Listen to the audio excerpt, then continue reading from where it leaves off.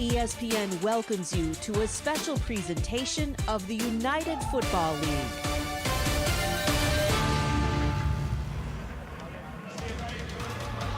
Welcome to Motor City on a Sunday afternoon where Week 6 of the UFL takes center stage.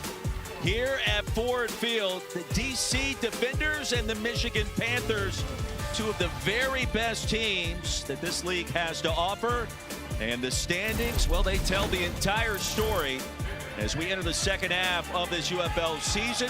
Michigan in a tie for first place in the USFL Conference, and the DC Defenders in first in the XFL Conference. Could this be a preview of the championship in mid-June? He's Roddy Jones. I'm Roy Philpott. Harry Douglas, Cole Kublik join us on the sidelines in just 1 minute. Roddy, we got two of the very best and most talented teams in the UFL on display today. We certainly do, and it should be a great display. DC, on the one hand, has been the best team in the UFL this season. They're looking to really cement themselves as the favorite for the championship with a win today over a Michigan team that took a tough loss the week ago. A couple of big plays in that game against St. Louis. They should really only have one loss had they not had a couple of busts. If they win today, then I think they're squarely back in the conversation for best team in the league. Well, the Defenders are led by the leading passer in the UFL this year. Jordan Tamu, the former Ole Miss standout, has put up enormous numbers. He's been phenomenal this season, and last week DC was aggressive, looking to take shots down the field early and often, moving the pocket, and Jordan Tamu didn't miss very often. They had some drops a week ago, so those numbers could have been even more inflated.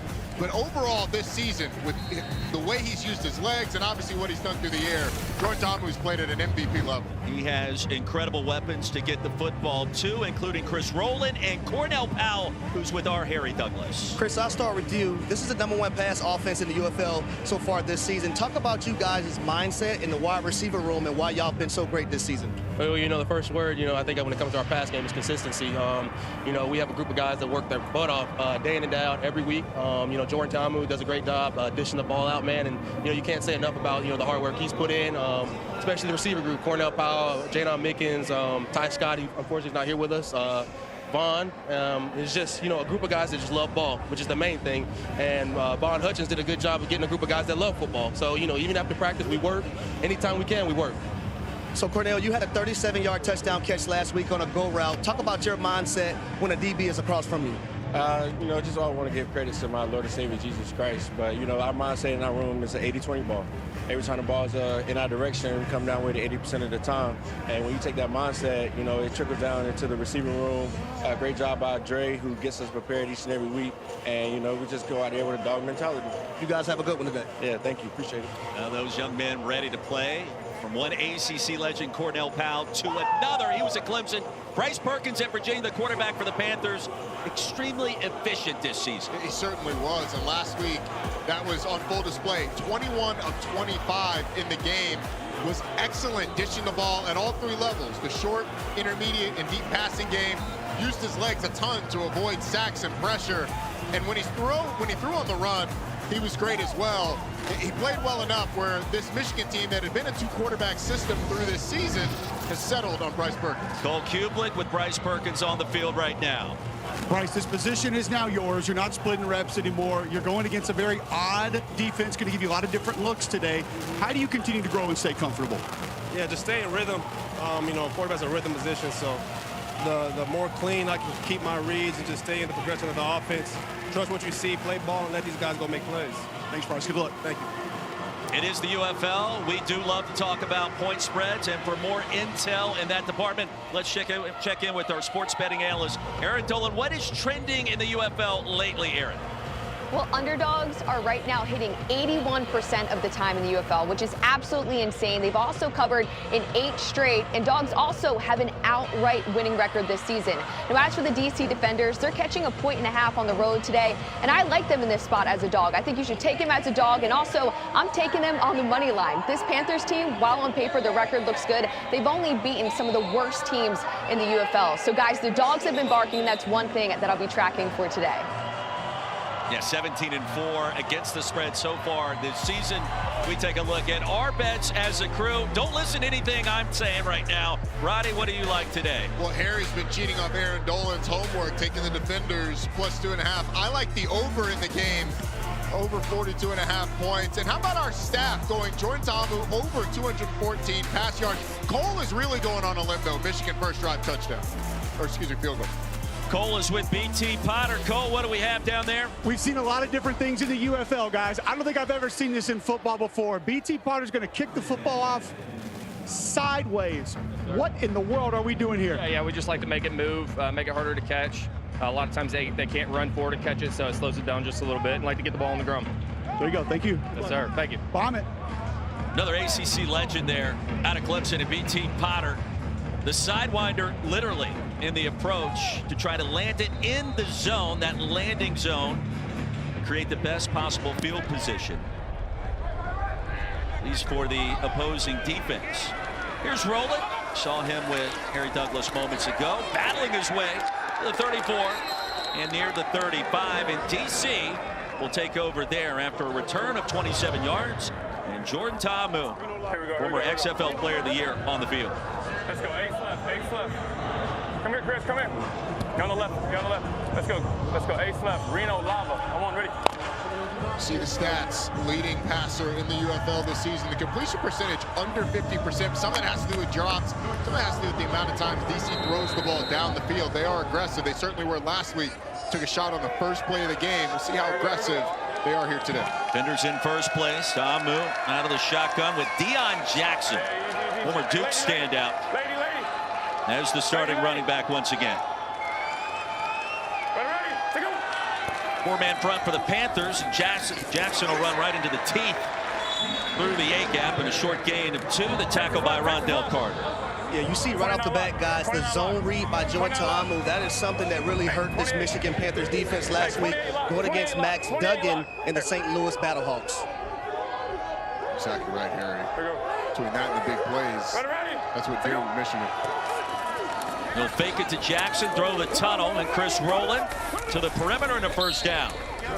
So a good play to get Jordan Ta'amu engaged. You mentioned the completion percentage. He's under 50% on the season. For the yards, the passing touchdowns have been there. They have been. And again, you know, some of that's on the receivers. Some of that's just the nature of the offense. But that a good RPO pre-snap read, just a numbers game. Either run the ball if they have less numbers in the box, or throw it out if they have less numbers on the perimeter. Fred Keiss calling ball plays for DC, and Ta'amu will set up the middle screen. Here's Jackson weaving his way into plus territory, and a penalty marker comes in late. They got a foul. 3-yard gain. Holding. Number? Holding 77 White. Actually, previous spot. Holding. Offense. Number 77. 10-yard penalty. First down. It's Jeff Heiser, our referee. So Liam Fornadell's right here. He's going to come out and try and block Samson Nakua. And when Nakua tries to get past him, knife under that block, Fornadell just grabs him, kind of spins him around. That's why it got called. Always difficult for those big guys trying to block skill position players or secondary players. Quick, fast, and shifty, slithery as well. Ready to go.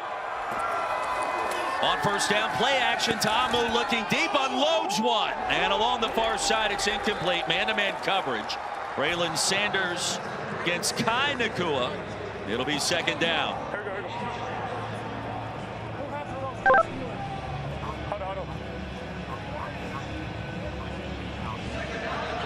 Toss crack. 28 toss crack. Come on, ready. Second down and 20, 2 minutes in. Here at Ford Field. Battled 2 of the top teams in the UFL in this 2025 campaign. Quick toss, it's Jackson again, looking for perimeter blocking. He'll get some of it across the 40. Frank Kinda tackle to gain of 5. It'll be 3rd and long. 2 tight ends there and tried to get the tight ends. You hear some 28 toss crack. Toss to the running back. The 2 tight ends blocking back inside.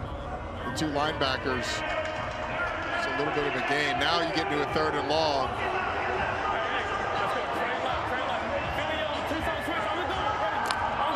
Here we go.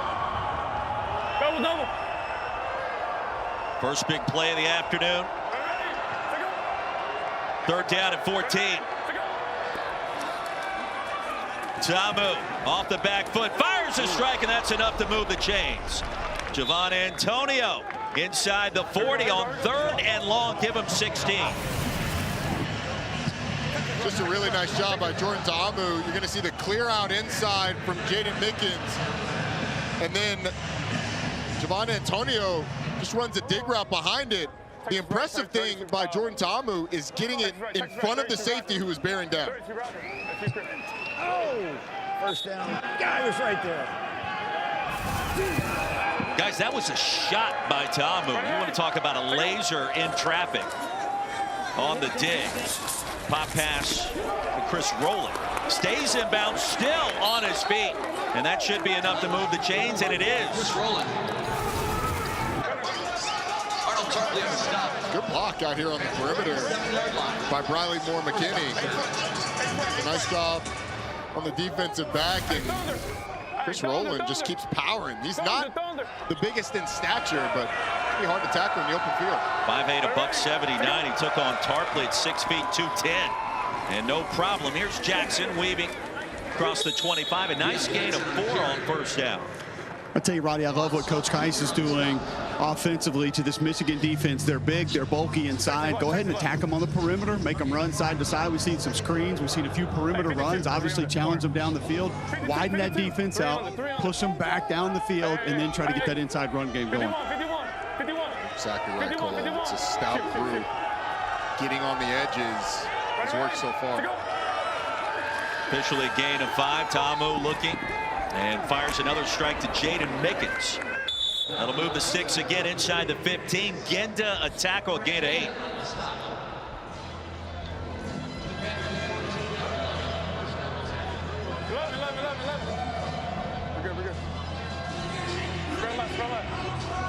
Eating up a lot of clock on this drive as you got a shot of Colin Bauer, the defensive coordinator for the Michigan Panthers. Now DC inside the 15-yard line can get a first down, obviously inside the 5. Defenders coming off that comeback win at Arlington a week ago, one of the top games of the year. And this time behind Braylon Sanders. It'll be 2nd and 10. If this ball had been on target, Sanders was going to be one-on-one with the safety. The nickel in the corner got confused on the route. Both of them took the tight end going outside. Nobody took Sanders coming in on the slant. The ball just behind him. 10th play of the drive coming up at 2nd and 10. Interim head coach Shannon Harris and Mike Nolan leading their respective organizations. Battle 2 of the top teams in the UFL. Late give to Jackson, and on 2nd and 10 he'll get about half that. The former stand-down from Duke, Atlanta, Georgia native. Extremely athletic, 25 for DC. That's what Colin Bauer told us right there, Roddy. We're a north-south team. And initially, Michael Mayetti, center for DC, has a tough time reaching that nose. Big 94 getting upfield. That forces the cutback early, and then, of course, his teammates helping him out backside. Hey, Colin Bauer mentioned winning with quick hands. Great job by the nose tackle there. They'll tighten up the formation on 3rd down and 6. Ta'amu to the flats, didn't need much, and stepping out of bounds near the line to gain is Sanders.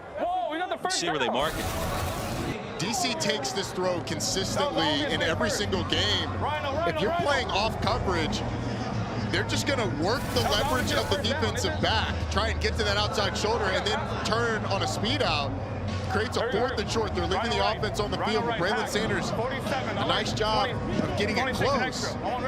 It's DJ Miller, the corner. Well, it's a 3rd and 6 situation. It's a 6-yard out route, so I'm going to need him to get his depth on his route.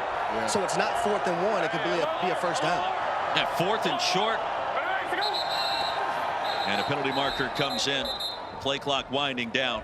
Delay. And a little bit of movement up front as well. Delay again. Offense. 5-yard penalty. 4th down. So instead of 4th and 1, it's 4th and 6. And if you are Shannon Harris, you going for it, you're kicking the field goal. You're kicking the field goal. It's unfortunate because 2 mistakes kind of cost you. One, Harry was talking about on the route, not getting quite deep enough. But 2, Jordan Ta'amu is at the line of scrimmage, alerting the offensive line and the offense to something at the line of scrimmage while that play clock runs out. You got to just operate quicker at the line of scrimmage. Here's Matt McCrane, a 28-yard field goal attempt, 13 of 16 this season. Friday, we saw him bang home field goals from 66 yards. in pregame warmups. And this one's going to be blocked. DJ Miller. And a couple of penalty markers down. Let's see what the infraction is. They get these 5 yards back. I think DJ Miller may have gotten an early start, guys. Open up your mics. Too, Harry. What do you got? You go first. Defense, offsides, number 14. After the play, 44. Unnecessary roughness. Offense, so we're going to defense. So that'll be an automatic first down. We can enforce with a simple 5. You got to take the personal foul. Right, that's what I'm saying. We're going to make the defensive offside an automatic first down. Number was 44. Personal foul. You and I. That's fine. We're still going to enforce the 1, 5, and a 15, right? Yes.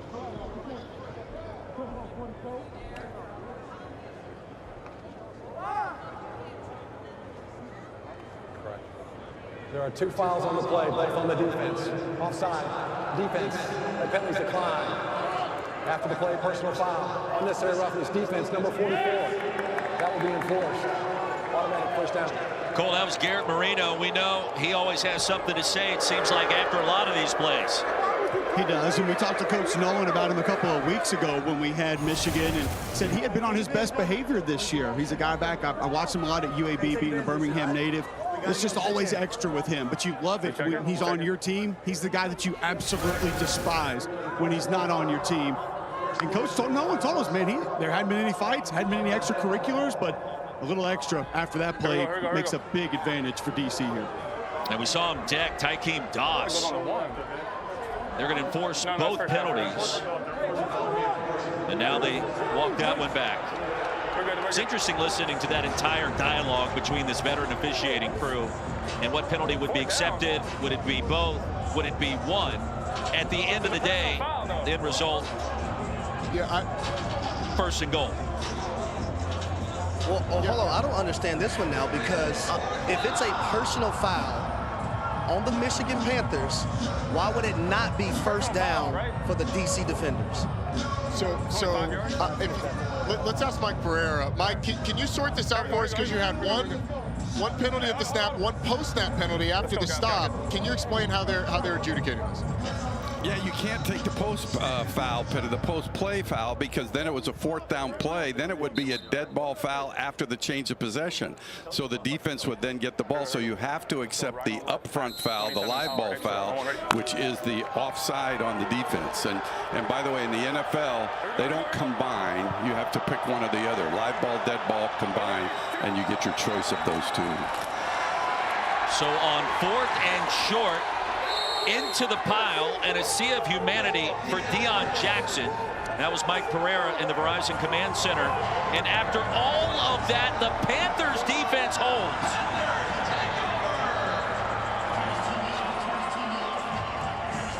Jackson thought he got there. He did not. Advantage Mike Nolan, Garrett Marino, and this Panthers defense. Michigan gets the football for the first time deep in its own end when we come back to Ford Field. We love the moments, the memories, the magic, the game. So let's get more. More action. More celebration. More unforgettable. Football. Don't miss the action every weekend this spring. Visit theufl.com for tickets. Garrett Marino mic'd up on that 4th down gap scheme run.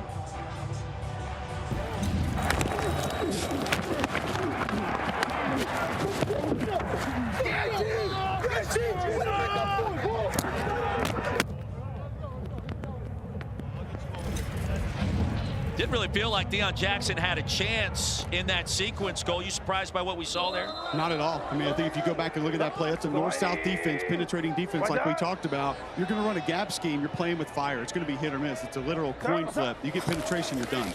Panthers live up to the challenge. Toatawa on first down, weaving his way ahead towards the 15. And a 9-yard gain on first down for the former Nevada standout. Stay there, fuck it. Bryce Perkins taking over QB1 full-time, no two-quarterback system, as best as we can tell, according to Mike Nolan, our conversations with him this week, and straight ahead goes Tower. When we had Michigan earlier this year, Mike Nolan told us, we haven't had a guy take control of the job. We haven't had a guy grab that starting quarterback job. So right now we're operating with two backups. Well, I think the difference in the way the two quarterbacks played last week, Danny Etling came in and struggled through an interception that really cost Michigan, and Bryce Perkins played great. And that's why they decided to go with Perkins, who's been playing well this year. Etling from LSU, Perkins obviously from Virginia. Ottawa was working at a golf course a couple of weeks ago, now playing professional football, gain of a couple, and that's enough for a first down. And I like the mindset right now from offensive coordinator for the Michigan Panthers, Marcel Belfay. He understands first and second down production is imperative going against his DC defenders, because you don't want to end up in third and long. That's when they can do a lot of their exotic blitzes, and really those pass rushes can get after the quarterback. First quarter has seen just 2 possessions so far. It's a 12-play drive by DC that ended on 4th and short. Handoff straight ahead. Anthony Hines will bring down Toa-Taua, gain of 6. The thing that's been most impressive since Michigan plucked Toa-Taua off a golf course to come play for him is his ability to not be tackled by the first defender. It's either making a miss in a traditional way, shaking and baking. He's really tough to tackle. You can see there, the defender gets him wrapped up, and he still gets 3 or 4 extra yards after first contact. He was in the middle of the fairway, by the way, when they extracted him from the golf course. I thought he was cleaning one of the carts. That was a tremendous drive by Town. Play action, low pass. It's corralled by Malik Turner, who races ahead towards the 40-yard line. They'll stop him at the 38, a gain of 16. How about this for an RPO? You get the read on the zone read, and then Bryce Perkins has 2 outlets to try and get it out to. Gives it to Malik Turner. Josh Proctor misses a tackle, and you get a nice gain on the first pass play of the game. Buddy, that little stick route with the slot receiver and the tight end immediately going out with the option for the quarterback to run, that's just wicked stuff right there for Marcel Belfay. Put multiple defenders in conflict on that play. Turner did a great job, just reach down and get it. Higher throw this time to midfield again to Malik, and that will be enough for a first down, a 12-yard pickup.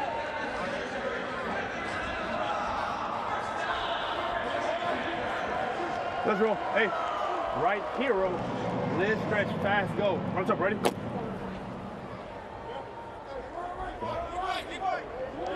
We use the E word with Bryce Perkins in our open. Efficient. I mean, last week, prime example, 21 to 25. Just takes what the defense gives him. Pump fake, wide open. Another big gainer. Jalen Moore knocking on the front door of the red zone. Shoved down to the 26. I'll tell you, Blake Williams, the defensive coordinator for the DC Defenders, he is highly upset with the safety. Playing too high shell, that safety has to get over to that sideline. Great job by Bryce Perkins. Pump faking and then throwing it in what we call the honey hole between the safety and the corner. It's going to be a tough job for that safety to get over. There's a lot of room to cover over there. Just a really good play call that, again, took advantage of the space. Perfect start for Bryce Perkins. Inside handoff, Nate McCrary. And McCrary now gaining full health and full strength. The Saginaw Valley State, a big game. Hey, Roddy, point out 50, Derek Roberson on this play, and it goes back to the word that you brought up earlier, conflict defender. They've got the defender slowed down now, and this is not a defense that likes to slow down. They're an attacking defense. They're decisive. They have one way to go, and they go there. Your word that you brought up a moment ago is something we need to keep coming back to. Ninth play of the drive. McCrary finds a crease, and on first down, inside the 10 he goes. 7-yard pickup, and Michigan doing what it wants to do on its first possession. I think that's exactly the theme of this drive for Michigan offensively. They've had it both ways. I mean, you've had a busted coverage where you got a big play down the field. Bryce Perkins has been efficient when he's pulled the ball, dishing it. But their ability to run the football, if they can continue to do that through this game, it's going to be really tough for DC. 2 tight end look. Make it 3 now for the Panthers. Weidermeyer checks in. Toa-Taua back on the field. They'll fake it to him. Into the flats. Gunnar Oaks. And stopped just short near the 1-yard line.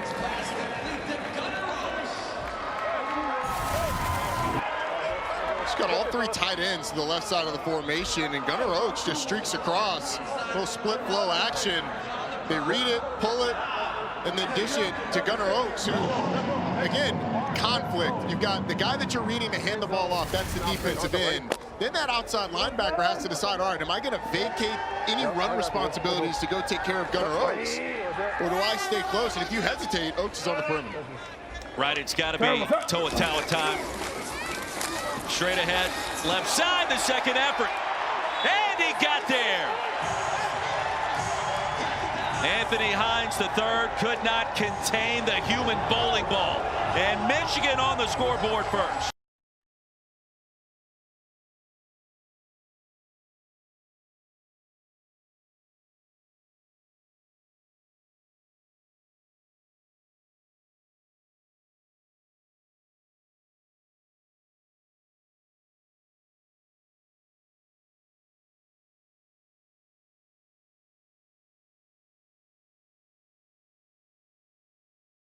Home defense. They'll go for one. Can go for 1, 2, or 3. They'll fake it to Towa. Perkins off the pump fake. And an easy delivery into the end zone near that front pylon. It is 7-0 Panthers. Kelvin Joseph conflicted there, and Perkins made him bang.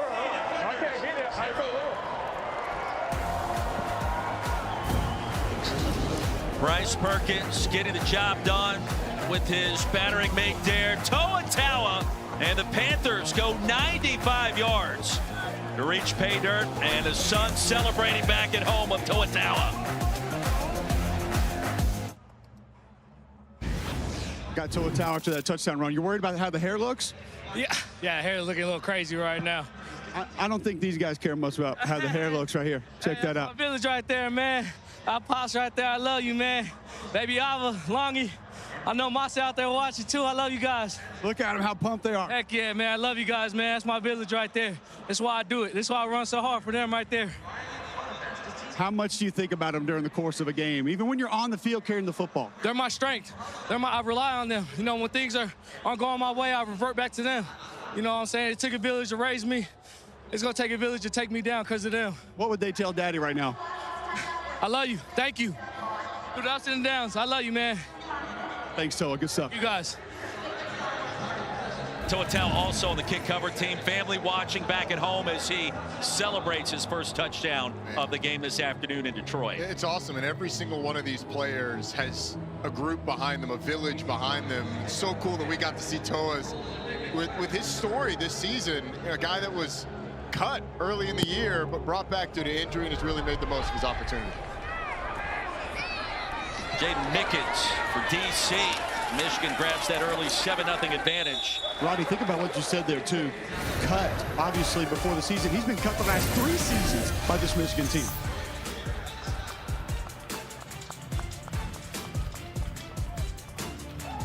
And the UFL brought to you by Discover. Look at one of the fantastic pizza joints here in the Motor City. Hey, Louis fire. And it pays to Discover. 2:04 remaining in our first quarter. Here we go. As DC gets the football back. Ready. To go. Abram Smith checks in at running back. Tom Moo's going to keep it. We check in with our sports betting analyst, Aaron Dolan. What's trending in the UFL? Aaron, what do we like? Well, guys, Towa was -102 to score a touchdown for today. And now that the Panthers are on the board, we're currently seeing them lay 5.5 points. But I want to mention this total. It closed at 43.5, which is the highest closing total that we've seen this season in the UFL. It's come down slightly to 42.5. And keep in mind, overs have been very profitable as of late, cashing in 9 of the last 13 games after they went 1-8 to start the season. So keep an eye on that total as well. Indeed we will, as Ta'amu picks up a couple on second down and long. Rondell Carter and Willikis combined to make the stop. Ta'amu did a good job just to get something out of that. It was hard play action. They were trying to take a shot down the field, well covered because of that. maneuver in the pocket to get something positive out of it. Roddy, I would also say he did a great job of holding on to that football while that pocket was getting a little crowded back there. Trend in the UFL. There's been more points in the last 4 weeks. Heard Aaron talk about it moments ago.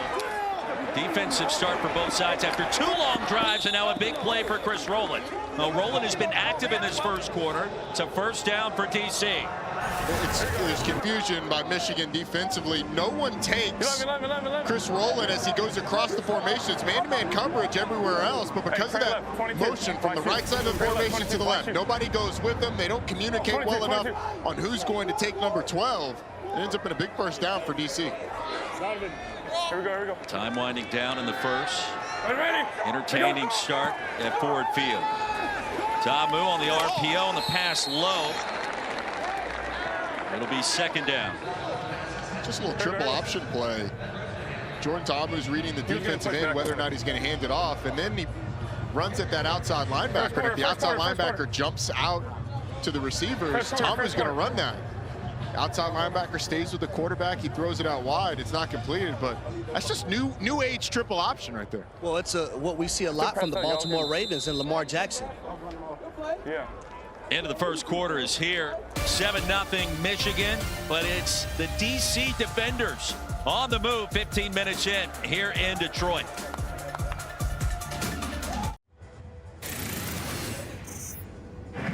Yeah, I'm gonna make a play first couple plays.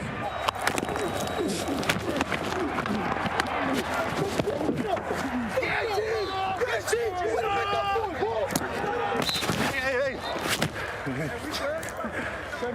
We are good, huh now? They just came to warn me, okay? So that means they're watching you. Got me? You gotta be on best behavior. It's like he was warned by an umpire in a baseball game for the bat flip, and you can't do that again. And Mike Nolan telling his star defensive tackle, nose guard, Garrett Marino, hey, you're on their radar, right? You got to make sure you watch and mind your P's and Q's. Sounds like what our producer tells Harry before the game. I think so. First play of our second quarter, second down and 10 for DC, the top-ranked offense in the UFL, and it's Chris Rowland. He's been targeted a bunch, his 4th catch, gained 9 more. I'm really impressed with the growth of Chris Rowland. He has become a leader of this wide receiver group, especially with Ty Scott out. Third right now in receiving yards amongst the UFL. That's Rowland, it's Mickens. No Ty Scott, no problem for Braylon Sanders. Here's Abram Smith. That should be enough to move the chains. Hey, Roy, I'd almost love to follow up with Mike Pierre, just how real that is. We see it happen in basketball a lot, like Draymond Green, Dennis Rodman. I feel like they're always under a microscope with officials. Are there certain guys that they just do pay more attention to because they know there's going to be extracurriculars? Let's find that out. To the Verizon Command Center, Mike Pereira, VP of Officiating. Is that a conversation you guys have on the field when you talk about players that are a little too vocal, a little too chippy, Mike? It is, especially if it's ongoing throughout the season. A one-off instance, no, but when it's ongoing, yes.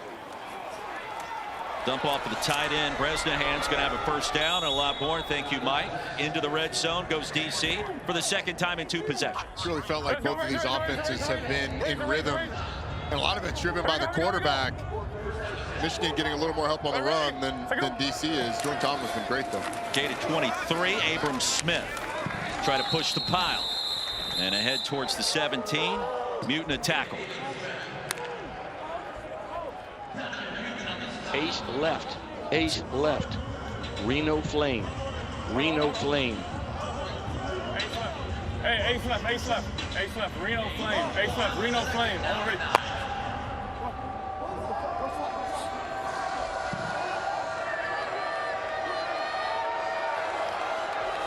Brett Kai's calling plays. Ready?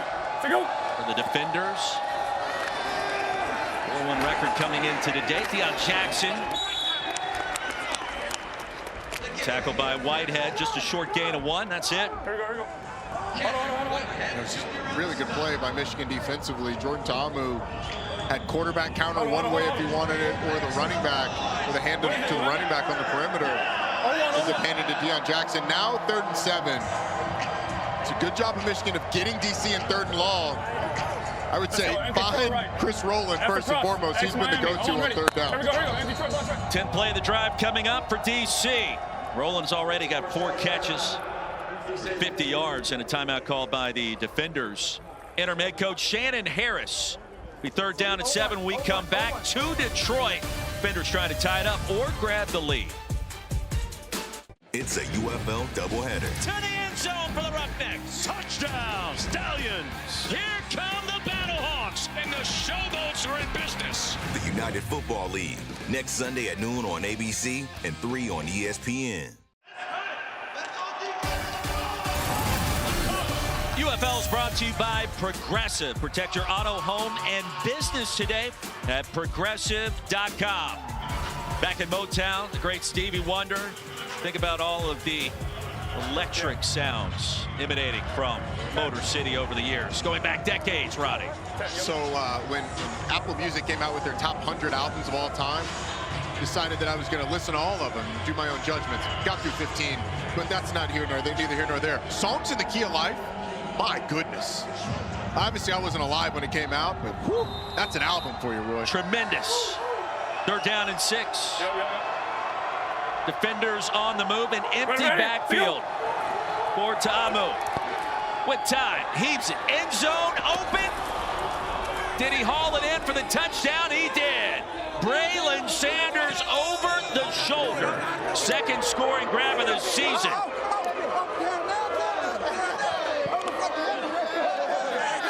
What a throw by Jordan Ta'amu.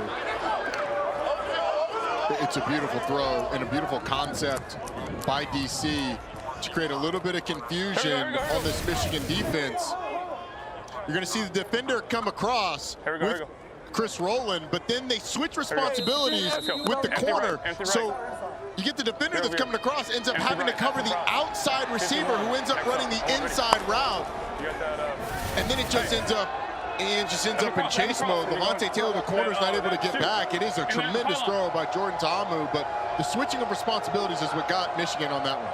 Defender's going to go for 2 from the 5. He can go for 3 from the 10 or the 1-point conversion. This one incomplete as the pass sails high right in front of the goalpost, and he had a couple of tight ends he was thinking about in the back of the end zone. You could not have placed this any better.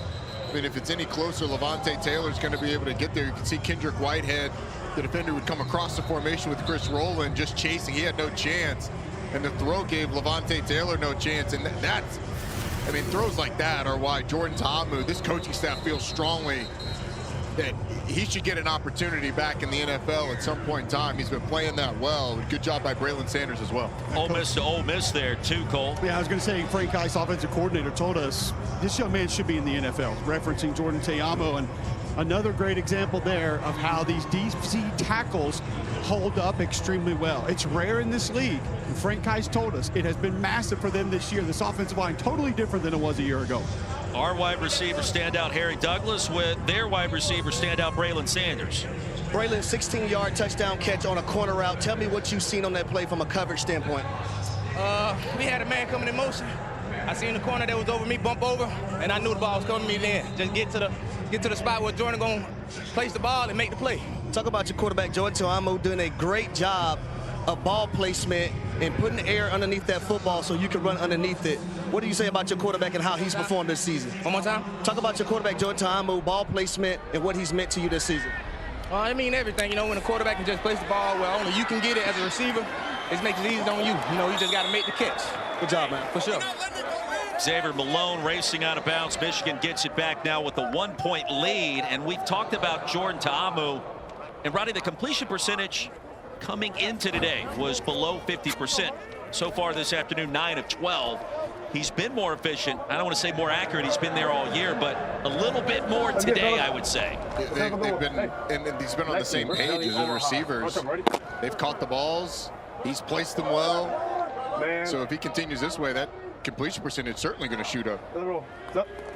Hey, what's up? There you go. What's up? Back to Bryce Perkins. He'll try a deep ball, man-to-man coverage, incomplete. A little face guarding there. Jalen Moore, the intended receiver, and Kelvin Joseph. Ronnie, I'm not sure he turned around, and a penalty marker comes in. No, you're good. Defensive pass interference, number 27, defense. Pass interference, defense, number 27. 15-yard penalty, automatic, first down. I think you nailed it, Roy. Kelvin Joseph just never turns around to play the football, and obviously impedes Jalen Moore from being able to get back, make a play on that ball that was a little underthrown. A 15-yard penalty. First down for Michigan. Bryce Perkins, QB1, 4 for 4 for 59 yards. Now, second possession of the afternoon. Toa barrels ahead of the 45. This Michigan team at 3-2, coming off the loss at St. Louis last week, 32-27. It was really a crushing loss, too. Battled back and forth, had an interception right before halftime that allowed St. Louis to double up, scoring right before the half, and then right after the half, it got them behind in the game. And then the big plays late in the game just really took the wind out of their sails. Some great games last week to conclude week 5. Little RPO into the flats and a tight end completion. Nicotini gonna race right past the line to gain and a 10-yard pickup. I'll tell you what, the little block that comes out here is really what helps this, because Nicotini is going to leak out in the flat after the zone read. But Jalen Moore just gets a little pick play. Nicotini gets out into the flat. And how many variations have we seen of that? Zone read with somebody out on the perimeter for Bryce Perkins to dish it to. DC has not had an answer. Added that split motion to that last one, too. Yeah. It's Jalen Moore in motion. They'll fake it to Tawa. Perkins gonna shake off one defender. That was a powerful stiff arm. The comeback route is there. Ball pops out for a minute. Penalty marker comes down, and a lot to unpack in that sequence. It's Malik Turner that caught the pass. I've got incomplete pass. I've got an incomplete.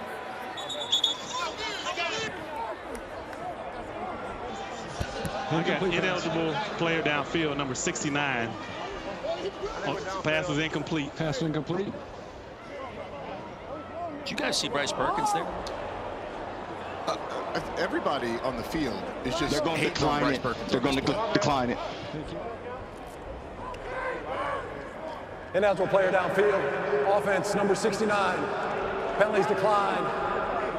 Second down. The results of the play was an incomplete pass. Yeah, the pass ruled incomplete. As Turner came back, you saw the ball pop up in the air. It's a side story. The story of this play is Bryce Perkins going full Derrick Henry or Najee Harris on Deontay Anderson. Get off me, big fella. Get on the ground. And then everybody else is just not letting Bryce be great. I mean, you got to stay at the line of scrimmage. You got to catch the football, because the slam from the quarterback on the stiff arm, that's the story of this play. I mean, that was 6'2", 215, no problem against Anderson. And on second down, Dennis Johnson stopped right at the line. Dime. Good man, it's man, kid. Dime. All right. Let's go. Peaches, torch, uno. Peaches, torch, uno. Peaches, torch, uno. As you can imagine, Blake Williams, defensive coordinator for DC, walking into the gym with one of those going biceps, triceps, traps. He's ready to play. Looks like he can play. See an outside linebacker. Third down, Perkins in the pocket, buys a little extra. Perkins to the edge. Long ways to go for Bryce. And ushered out at the 42 by Joe Wallace. That was really close by Bryce Thompson to being an illegal hit. Unnecessary roughness on the sideline. I mean, quarterback's out of bounds. He's on the white. He's wrapped up.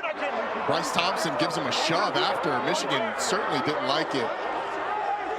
That's what happens when you stiff arm free safety down to the ground a few moments ago. Yeah, no kidding. But I guess he's sort of jumping out of bounds when it happens. It ends up being a little late. I'm good with the no call there. It looks worse, I think, in slow motion and with the angles that we have than it did in real time. Got 4th down and 7. And let's see what Michigan wants to do. They're going to bring the punt team on the field.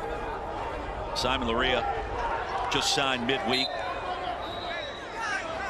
We had a couple of long possessions to start this game. Great job by DC, too, defensively, getting off the field on 3rd downs. Number one, forcing a 3rd and long. That's the world that they want to live in, more so than having Michigan 3rd and 2 to 5.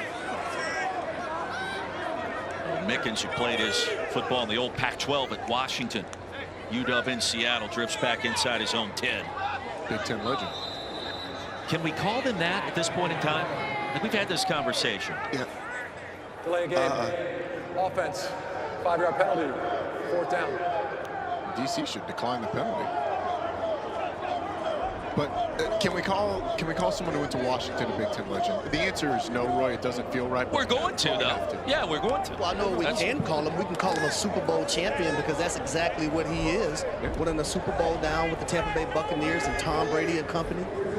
Had a little chat in pregame about that. It's back in 2020, wasn't it? That's right. Spoken by ACC legend Harry Douglas. We got legends all over the field today, don't we? Yep. Roy, you're something else. Hey, fellas, I got Garrett Marino down here on the sideline. You've been warned, so what changes for you now when you're out on the field? Just keep it in between the whistle and play smart. Keep it out of the mouth, like don't let the verb going, don't get the adjectives going? Yes, sir, none of that. It's business. That's not possible for you, though. I'm going to show you how it is.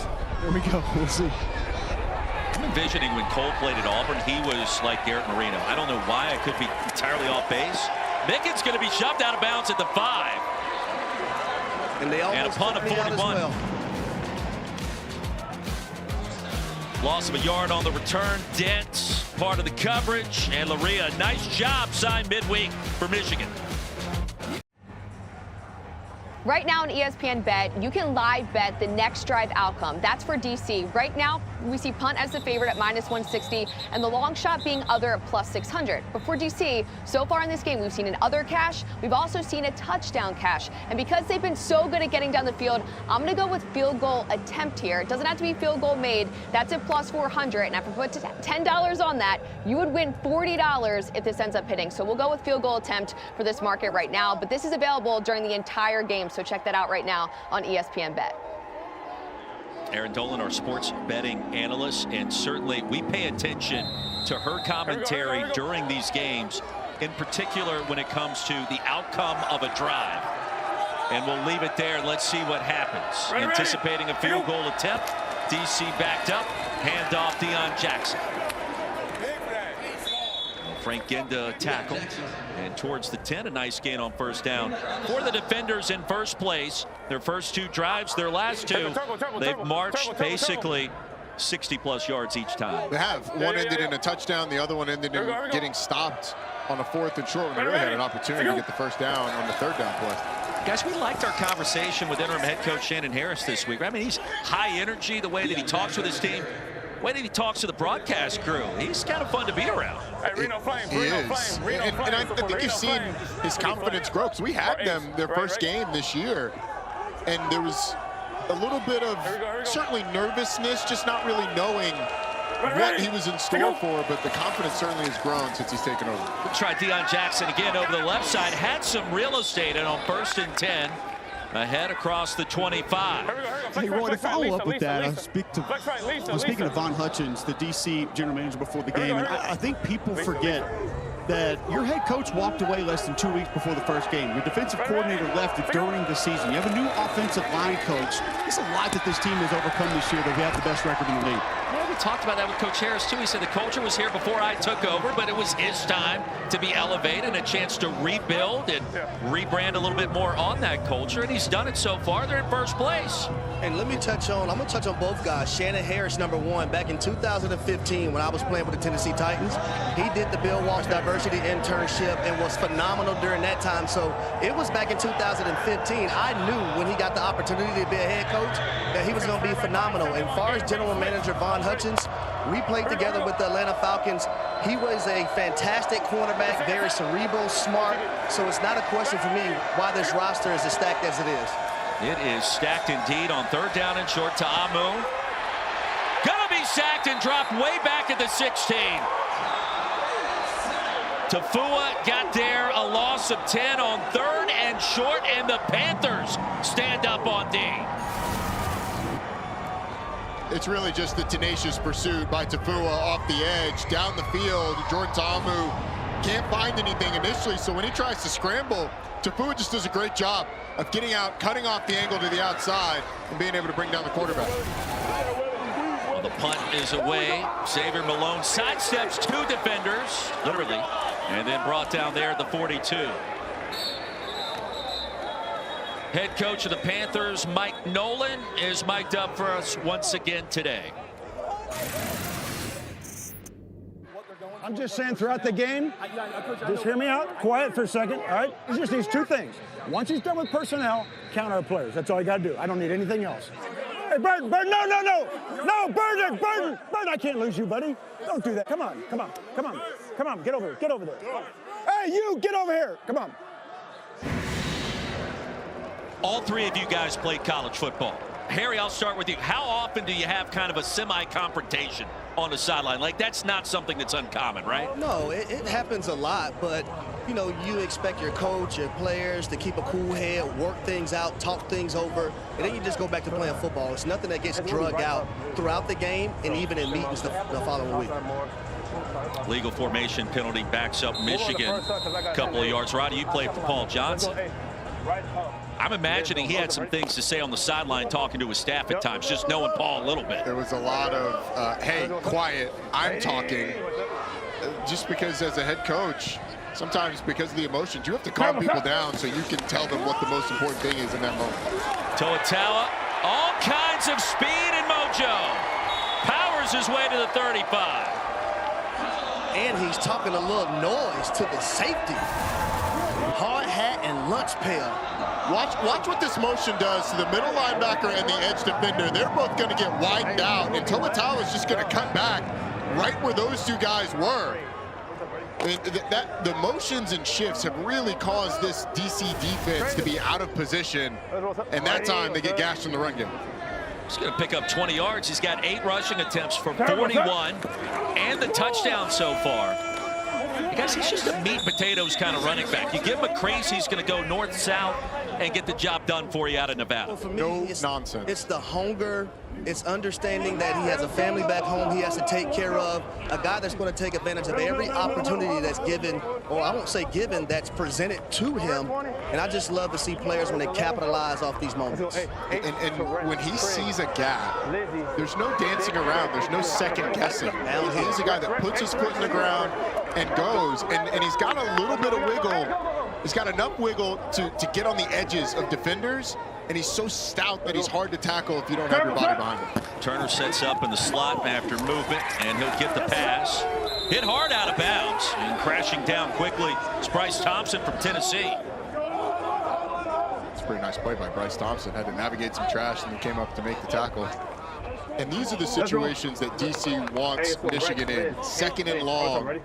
When Michigan's been at its most efficient, it's been 1st and 10, 2nd and 6 or less. And then you get 3rd and short. Here you've got a 3rd and long.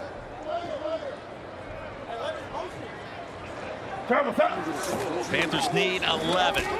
Here comes the pressure. Perkins still on his feet. Somehow, someway, Houdini does it again. And a 1st down completion. How about the touchdown? Picatinny reaching the end zone. Put a star by that one from 35 out.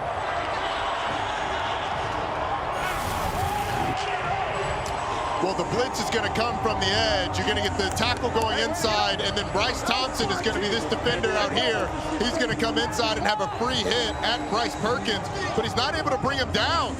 I mean, he is so hard to tackle in those situations. His balance is incredible. He keeps his eyes downfield the whole time, and Cole Hicatini is just waiting for his quarterback to get free, see him, and then there's nobody around. That is, you said it, put it on the highlight film. When you're sitting in the reel for Bryce Perkins for MVP, that needs to be the first play. This conversion attempt brought to you by Ortho Home Defense. They're going to go for 1.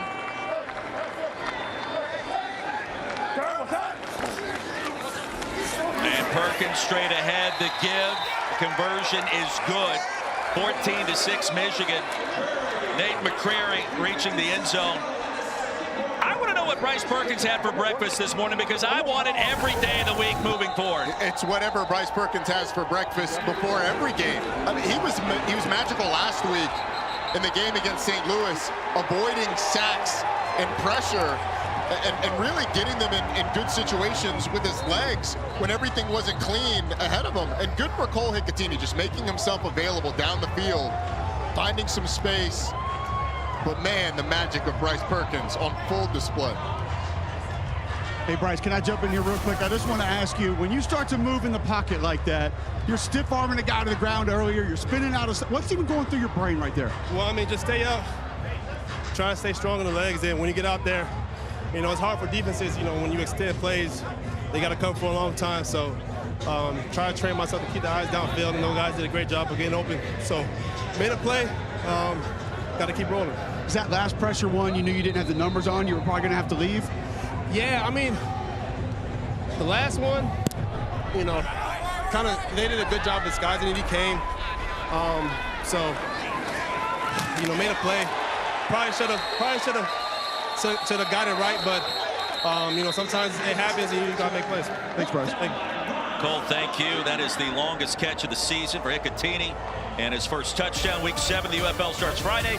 DC and San Antonio at 8 Eastern on Fox. Then Saturday on Fox, Michigan and Arlington meet at 1 o'clock. Sunday at noon on ABC. Houston rolls into Birmingham, and also next Sunday at 3 o'clock on ESPN, St. Louis and Memphis to wrap up the weekend. I believe they have to be referred to as surging Houston at this point. Roughnecks are getting it done. They are, and they're right in the middle of things. Here we go. Jalen McClendon has been an absolute revelation for them at the quarterback position. Isn't that what this league is all about? The redemption factor, the comeback story. On the tunnel screen, Chris Rowland's going to fall down right at the line. A guy that had Jalen McClendon, a guy that had 6 starts in his career before getting his first start of the season a couple weeks ago for Houston. He's going to end up with more starts this season than he had his entire career. I mean, like since middle school, it feels like. Yeah. Waiting for his time. It has arrived for the Roughnecks. Tamu, 10 of 14, $117, and a touch. Leading passer of the UFL at this point in the season. 2nd and 10. Ta'amu wants to heave one deep, and he does. Underthrown and nearly picked off. There was double coverage down there. Levante Taylor involved. And the pressure coming in as well for the Panthers by Willikis. Well, Ta'amu gets hit as he's throwing this ball. Does a nice job of stepping up in the pocket. But the play by the defensive line to hit him right as he's letting that one go really affected the pass. It was fortunate to fall harmlessly to the turf. Get to the sticks, Chris. Go back to that 4th down stop by Michigan at the 5-yard line. First possession of the game for DC. That looms large. And another 3rd down and long. Here's Ta'amu. Clean pocket across the middle. Sails it high and incomplete. Now Rowland was looking back towards his quarterback. It'll be 4th and 10. No, I'm saying like more and then turn around. It was a little bit of an option route. It looked like Chris Rowland had a lot of flexibility on where he was going to break that. Jordan Ta'amu, you could kind of hear him say he expected Chris Rowland to go more vertical and then turn around. But Chris Rowland went right to the sticks, turned around to the inside. Receiver and quarterback not on the same page. Off the side of the foot, and that one is going to bounce out of bounds. And Paxton Brooks, a special teams mistake. And Michigan already with an 8-point lead is going to set up shop deep in DC territory. Don't forget Sunday Night Baseball comes your way from Atlanta, 7 o'clock Eastern tonight. Shohei Ohtani, the Dodgers, take on the Braves after a 10-3 win last night on the road. Don't miss the matchup this evening, 7 o'clock Eastern, here on ESPN. 12-yard punt, Roddy. That is not good when it comes to Paxton Brooks in this special teams department. No, it's about as bad as my mentality if the Braves aren't able to break the 7-game win streak of the Dodgers tonight. And Cobb County, the place to be if you are a Dodgers fan, apparently, with what's happening lately. Go ahead and get that mentality in the gutter then. Yeah, my Bravos have struggled this year. We're fighting. We're trying to make a comeback. Is Acuna back yet? We need him back, right? No, he's just tweeting. Perkins. I don't know that that's a good thing if you talk about professional sports these days. He's not healthy, but he's tweeting. No, that's probably not going to end well. It is absolutely not going to end well, and it already has caused a little bit of a stir-up this year. 2-minute warning. Michigan on the move. Bryce Perkins, human highlight factory. He's not in Atlanta. He's here in Detroit. Coach Nolan, just wanted to hear from you after that shank punt going into the half. You have the lead and you get the ball in the third quarter. How did your mentality shift? Well, obviously, like you said, you know, the big key is to end the half with the ball. If we can continue to do that and get points right now, that's what we'd like to do. Thanks, Coach. Thank you. I heard that the first time, Roddy, and I tilted my head to the side because it's more than one occasion we've heard that very same topic of conversation this year, right? Where you want to score points, but the first answer is about ending the half with the ball. You can't take the answer literally. It's the spirit of the answer. We want to score, hopefully a touchdown, but if we have to, a field goal with as little time on the clock as possible. So little time that it doesn't give them a chance to go down and score, which is effectively us ending the half with the Maybe he's counting the kick as possession, and so like you can drain another 3 or 4 seconds there. That's a great point. That makes sense. Right now, I needed that interpretation there from the football side of the equation. That's all I got for you. Thank you. After the 2-minute warning, 2nd and 1. DC with 2 timeouts remaining. Michigan with all 3. I do wonder if Michigan goes to the run game here for a couple plays. McCrary, the running back. Answer appears to be yes. Into a pile. Stopped at the line. Kyle Phillips is stopped.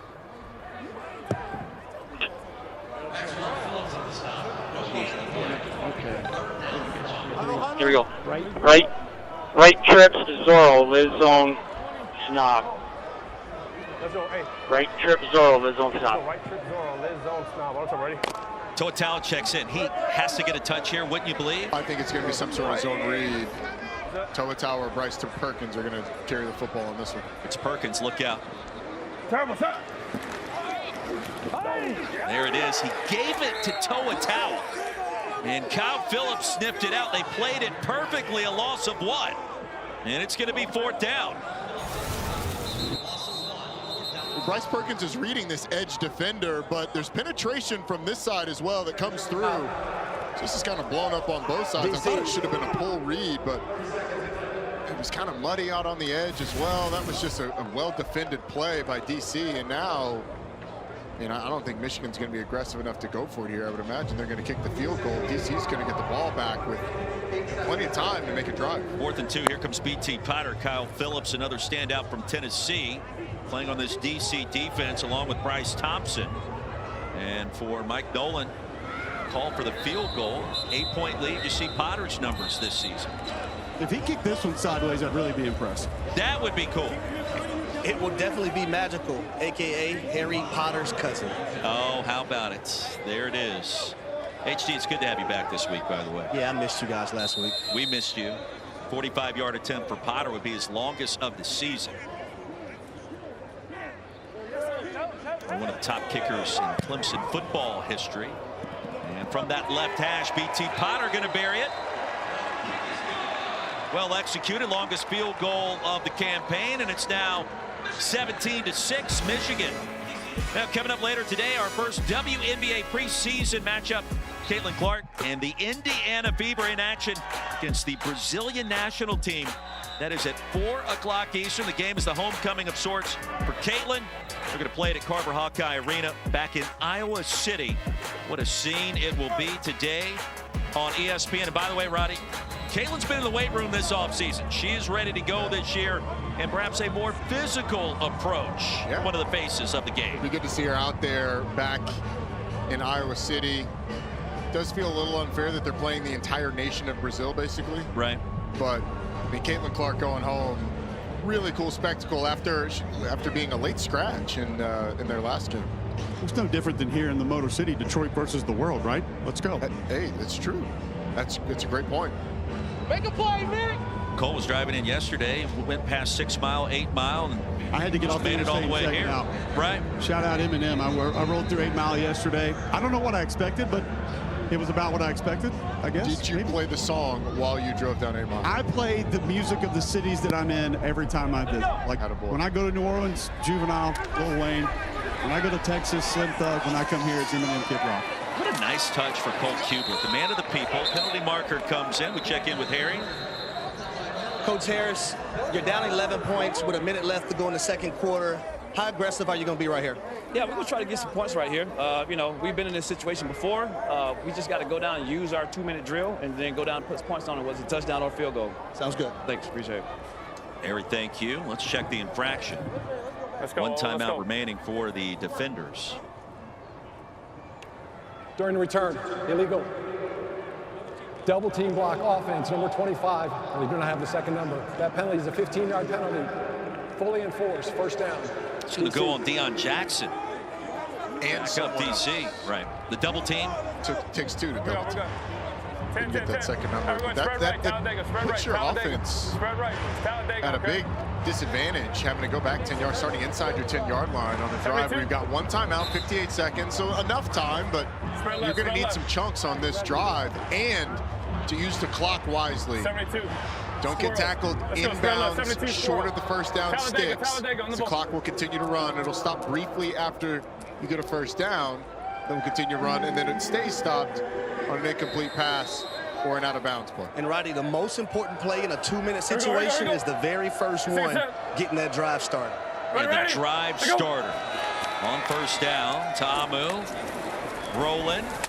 Going to tap dance out of bounds. I feel like DC's offense has played better than what the 6 points represent so far in the half. I would agree with that. It's been a low possession game in this first half, so they haven't had a ton of bites at the apple. But that first drive, getting stopped on the fourth down, really, I think when DC looks back, that's the one they're going to look at and say, we should have gotten points out of that one. Ready? To go. On second down, clean look for Ta'amu, and the pass incomplete. Now the coverage on Antonio was there from Levante Taylor, and suddenly it's third down. And Taylor remains down on the playing surface.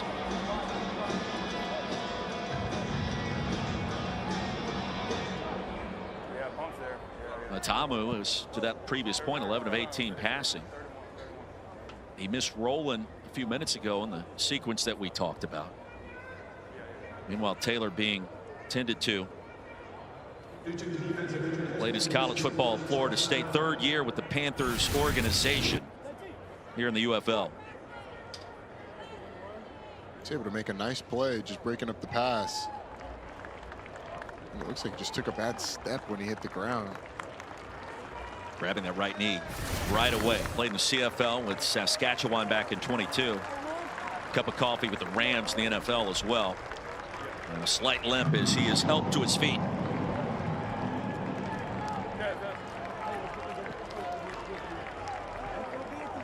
I'll tell you right now, 3rd and 2 situation right now. Your starting cornerback, Levante Taylor, has gone out of the ball game. Right, 22 lock. I'm thinking about going to the side where he's exited the ball game. And the new corner is now in. And maybe when 3rd and short here, and you had the opportunity to get 2 plays, maybe you run the football here and then go right after that corner after this too. Kenai Lovely on the field to replace Taylor. And across the middle to Mickens. Chain mover, first down, a gain of 9, and the drive starts now. Here we go. Ready? To go. Defenders trailing by 11. Near the end of the first half, Ta'amu's going to buy some time and sail it out. Now pressure from Carter and Willikis. Combination of race to Jordan Ta'amu that time. Yeah, there's going to be pressure on Ta'amu that forces him out of the pocket, and then he throws the ball away. It was really good operation, though, by DC between that 3rd down conversion and the first down play. They were on the ball so quickly, the clock didn't even have a chance to get going. It's really good awareness, knowing that once you get the first down, everybody on the ball knows the play. Great operation by DC offensively. Carter, the former FCS All-American at James Madison, where the Dukes transition to the FBS ranks. That ball was tipped, and was it picked? Was that clean? Whitehead Jr. feels like that's a turnover. This officiating crew indicating otherwise.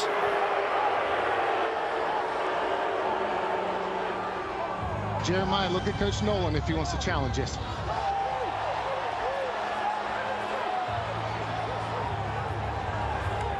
We cannot have a challenge. We're inside of 2. Ball's going to be thrown to the left side.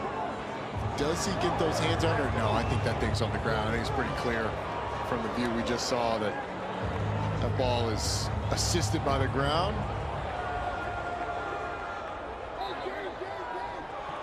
Yes, yes, yes! That's a catch! That's a catch!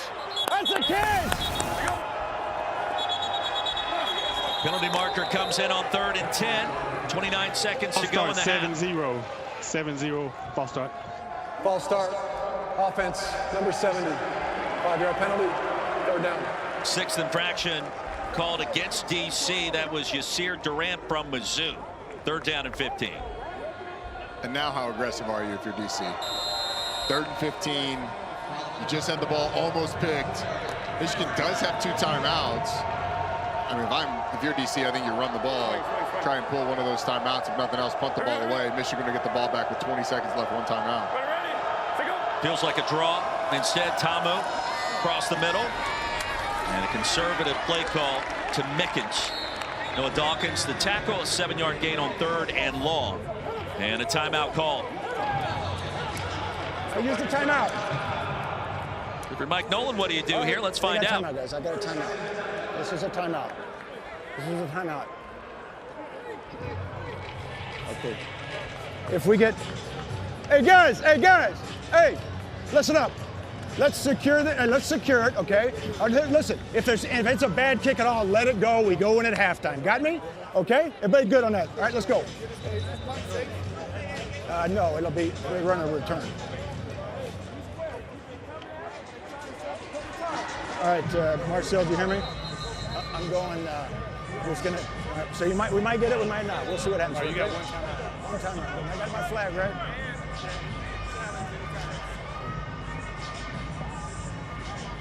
Be smart with the ball back there, Malone. Count him, yeah. Here's Paxton Brooks back on the field. Remember, he shanked the last punt, the tune of just a 12-yard effort. Turns it over beautifully this time to Xavier Malone. And from the 23, a running start before he's brought down at the 37. 48-yard effort that time, a return of 15. Only 10 seconds to go in the half. It's not quite enough time to get anything done. I mean, you may have one play to try for a long field goal, but that'd be really aggressive by Michigan. And you got 1 shot at it. We'll see what they choose to do. Let's take it to half, fellas. There's your answer. Quick third. I love it when the actual team, players or coaches answer our questions. I know. It's like they've got microphones or speakers in their helmets where they're listening. Victory formation. Panthers, one of the more impressive halves of this season. At 3-2 coming in, and so far handling first place DC. The defenders at 4-1, and Michigan awfully impressive, protecting the home turf here in Motown. Back to the drawing board for Shannon Harris. Entertaining start in Detroit. And our halftime report coming up next.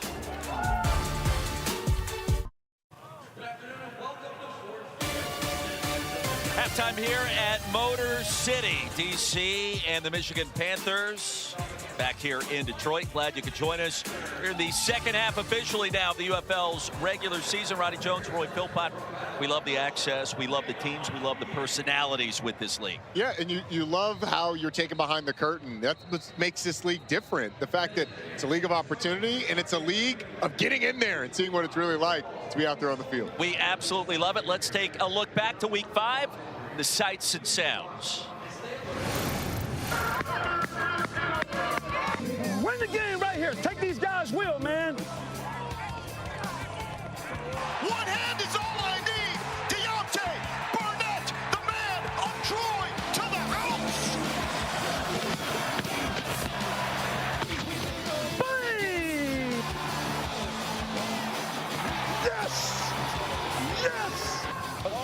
make it. Too far in the Timeout. But I would have called it 10 minutes ago. Throwing it out.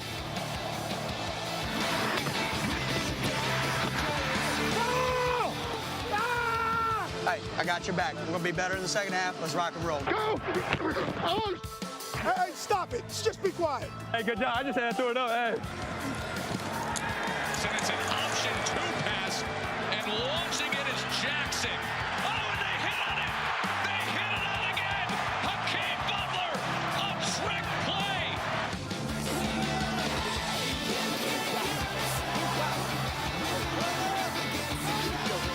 Go, Henny. Go, Henny. Go, Henny. Go, Henny.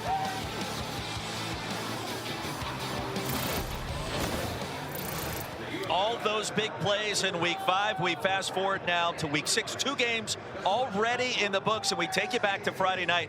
Big play, Hakeem Butler. Now that he's back, he has made all the difference in the world when you think about what the Battlehawks have been able to do and their 12-6 win against the Renegades. This was really about the Battlehawks defense, though, forcing those 4 takeaways, those 3 sacks. And then how about the Roughnecks?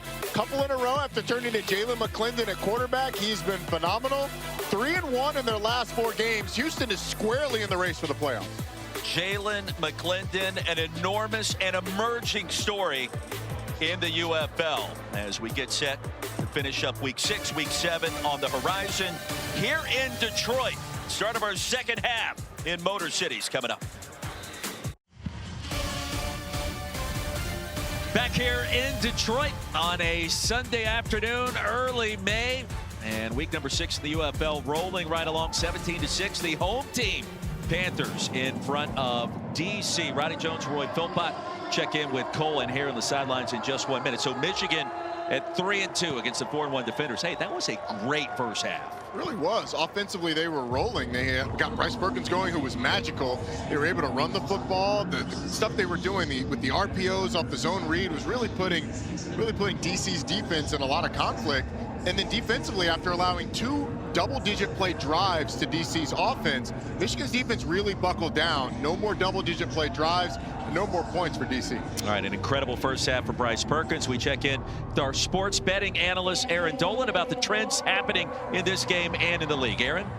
Well, the live line has moved 9 points in favor of Michigan, but this is the UFL. Anything can happen. And I talked before this game that I like the DC defenders, and they were in this spot last week when they were down by double digits at the half against Arlington and then ended up winning that game. Again, anything could happen. As for some player props, if we're looking at Michigan, we did see 2 touchdowns cash, but no other player has gone over their passing or receiving yards prop just yet, as well as the rushing props. But I will say, as for the DC defenders, some of these guys are starting to hit over their props, including Rowland, Mickens, as well as Jackson. So come the second half, we'll see if some of these guys get going. Yeah, in the first 2 quarters, we saw Jordan Ta'abu. I mean, he was accurate with the football. There was that big stop on 4th and short at the 5-yard line of Michigan early in this game that kind of set the tone. Yeah, there were negative plays that really derailed multiple drives. You had a sack in there as well. They've just got to find some semblance of balance. They were heavy pass towards the end of the first half. They got to be able to run the ball a little bit more. But Aaron's right. They were down double digits at halftime. They're also down double digits in the second half after climbing back a little bit. So multiple double-digit deficits last game for DC. They were still able to come back and win. Should make for a fun second half. Indeed, it should. Let's take a look at our progressive game flow here in week 6 of the UFL, and it's been a bit of a back and forth contest. We talked about the incredible play, Bryce Perkins. He has found unique ways to get his team into the end zone. He's a special player with the ball in his hands, throwing a defender to the ground. This play ended up coming back for a penalty, but it was still highlight worthy. This one, Roy, was a big conversion on a 3rd down, got it down close, and they were able to get some points out of it. This is the one that's going to go on the highlight film, though. Wrapped up multiple times, gets free, finds Cole Hicatini, who ends up in the end zone. I mean, that's got to be one of the best plays of the season. Hey, if you're the National Football League, are you paying attention to Bryce Perkins as we take a look at today's progressive first half stats and what strikes you here? Well, the fact that the Panthers have only had 4 3rd downs, that's how efficient they've been on 1st and 2nd down. You compare that to DC's 9 3rd downs. They have not been quite as efficient on 1st and 2nd to get those 1st downs, having to convert a lot. But That's the biggest thing. I mean, DC has been able to move the football. They just haven't had any big plays, and Michigan's been able to create a few. We're checking in again with Harry Douglas on the sideline. Harry? I would say from the DC defenders' locker room, defensively, Blake Williams, he's stressed, being able to contain the quarterback. We know Bryce Perkins is elusive, and also guys covering for a little bit longer on the back end. They've had 2 free runners, right? Bryce Thompson, we've seen him come on the blitz and missed a tackle on Bryce Perkins, and also Deontay Anderson. Those guys have to make those plays. Offensively, I heard head coach Shannon Harris say first and second down production, so we can take our shots after that, guys. Feels like DC, Aaron talked about it, Roddy, you mentioned it moments ago. This team has comeback ability, and if you're Bryce Perkins, can't take your foot off the gas here. This Michigan offense continue to do what you've done, because you know DC is going to make a run at some point. Yeah, and they almost assuredly know that. So you look at the quarterback comparison, both of these guys have played really well. I don't think Bryce Perkins' stat line tells the full story of how impactful he's been on this game. I mean, just his ability to escape pressure, to extend plays, those 104 yards passing, but once again, incredibly efficient, being 7 for 8 after being 21 of 25 a week ago. And Jordan Ta'amu has done a nice job as well. We're all about access in the UFL. Our best sounds from our first 2 quarters today in Detroit. Best kicker in the NFL. He was on our team last year. Boo! Terrible touch. That's it. Hey! Wrap up! Wrap up! Gosh dang it! Gotta wrap up! Jesus Christ! Are we downfield? I knew it was downfield too, a couple drives ago. I tried to extend it until they could get back, but.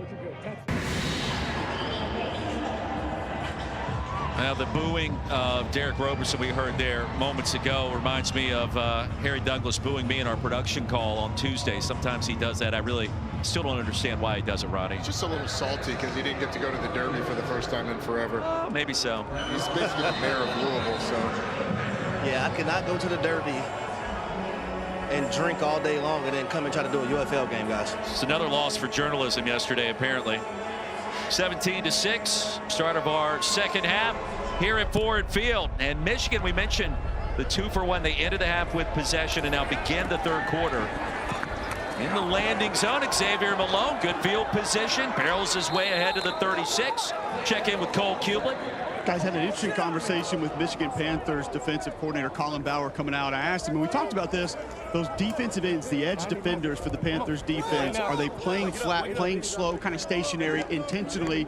And he said, yes, we were too aggressive with that a week ago. We want to put the onus on Jordan Ta'amu to make him make decisions. And guys, I tell you, I think he looks a little more confused with that than maybe he would if they were switching it up, being a little more aggressive. That's a good call. So much of what they allowed in the run game last week was Max Duggan on those zone read plays. Nice job tracking that down, Cole. It's talking about the adjustment. It's back to Perkins and back to Toa Taua. 2-yard gain on first down. Had some momentum towards the line of scrimmage, and then DC stopped him right in his tracks. Kyle Phillips met him first. I mentioned his name a couple of times in that first half, had a sack and was very disruptive. Feels like, too, DC, Roddy may be in search of a big play from somebody somewhere to kind of spark this team. It's a big possession for them defensively. Terrible. Clean snap for Perkins. He'll step up in the pocket and take off, and Bryce Perkins ahead towards midfield. That's a first down.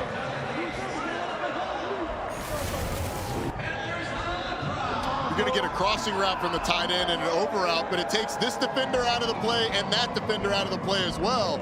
And it just opens up in the middle for Bryce Perkins. Everybody's in man-to-man coverage. There's no one there with their eyes on Bryce Perkins. It's an easy pickup on the first down. What's up? 21 rush yards for Perkins. Toa Taua again, he found a way to sneak through the line of scrimmage to the 45. Now in DC territory, gain of 6. And guys, I will say this, when it comes to rushing the passer, and specifically Bryce Perkins, as a defensive line unit, you want to make sure that everyone is on one accord. You don't want to try to win one-on-one battles and be ultra aggressive. because it'll open up run lanes as we just seen on that 2nd and 7 play. Especially when you're playing man-to-man coverage and there's no one looking at the quarterback when he breaks the pocket. Why wouldn't you run the zone read or give it to Tawa again? Given the fact he's been so effective scoring that touchdown in the first half. And near the line to gain here. Kyle Phillips, a tackle. Son was watching as he scored that touchdown in the first half, and some great pictures of him and his young family in the pool, hanging out and watching Dad carry the pigskin. It's awesome. It changes things when you have kids. The reason that you do what you do, as any parent would know, comes more than yourself. And it's so cool to see that relationship and the way Toa plays because of what he has at home. First down again for Michigan. Pressure off the edge, and Perkins eludes it again. Directing traffic. Takes off. Here comes a penalty flag. And Perkins still inbounds. All the way ahead towards the red zone. 84, holding offense, number 84. This one's coming back. Spot of the foul's good. Offense, number 84. 10-yard penalty. First down. Correct. That negates a 23-yard gain, and Gunnar Oaks, the guilty party, to tie it in for the Panthers. The pressure's going to come from Kyle Phillips, and then later in the play, Gunnar Oaks right there is going to grab the safety, Deontay Anderson. As Bryce Perkins starts to go, the grab happens on the shoulder. Anderson pleads his case to the officials, and look, he didn't really need to. I was going to say, Bryce Perkins was out of there. He's been so magical. If you're a Michigan player, you're just saying, look, if Bryce is scrambling, just let Bryce do Bryce. No one can tackle him anyway. Sounds like a T-shirt. Let Bryce do Bryce. First down after the penalty. Do for you. I don't know if you could use that. That's probably a trademark infraction of some kind, but I like it. I like where your mind is. Across the middle and into traffic to Oaks, trying to redeem himself from that previous penalty. It's incomplete. Well, I tell you what, 69 right guard, Cole Cabral, full slab right here. His helmet popped off. Don't know if he's going to have to come out of the game. You want to circle that right guard, Roddy. So the right guard right here, watch him as he retreats and pow! I mean, that is full slap. Explain the full slap and what it is. Well, defenders usually going to have their arms engaged with the offensive lineman. They don't see you coming, so you just go right to the ribs right there. You get a little half slap, sometimes half the rib cage, but that one right there, that's a full slap for you. I usually only order the 3 bones of the ribs, but pain in my midsection after listening to that conversation. Screenplay is going to be blown up. Sounds like Shannon Harris thought that last sequence should have been an infraction of some kind. That is freaking legal. He can't do that. He speared him in the head. He speared the right tackle, just speared the guy in the head. Yes. Hey, Dion, was that a flag? Was that a flag on that guy? Coach cleaned that up. Well, if he wants to talk about the right tackle maybe going to the ground with it, but I have seen actually illegal roughness on a offensive lineman do that once in my life, but not a penalty. Cole, that was freaking legal, by the way. Yep. Perkins behind the line of scrimmage, now takes up, still on his feet. On 3rd and impossible. It's Bryce Perkins again. You good? I'm not good. You good? I'm good. Hit me in the ass.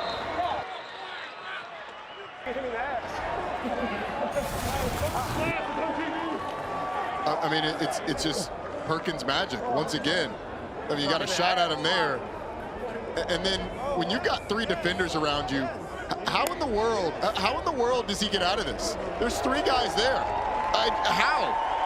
I mean, one's got his head down, one has an ankle broken, and the other's behind him. That's how. Thank you, Cole. Joe Wallace, the injured player, helped off the field as we ran that replay. I'll tell you guys, man, that is deflating for a defense. You have them right where you want them, 3rd and 20. And it's exactly what defensive coordinator Blake Williams spoke about at halftime. We have to contain the quarterback. We have to get him down on the ground. That is more defenders defending a play with the inability to tackle Bryce Perkins and get him on the ground. Helmet came off of Perkins. That means Danny Etling has to check in for a play out of LSU, and we saw the 2-quarterback system earlier in the season. Perkins was really named QB1 defiantly earlier this week. Handoff, doesn't matter who the quarterback is. Nate McCrary. 19-yard gain. It'll be first down and goal. It's a really good job by the right side of this line, but particularly Jim Okafor, who just fights.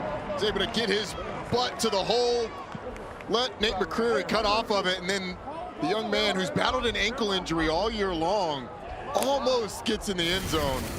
Can't quite make the safety miss. 37 yards on just 4 touches. McCrary remains on the field. Let's see if they try to get him into the end zone here.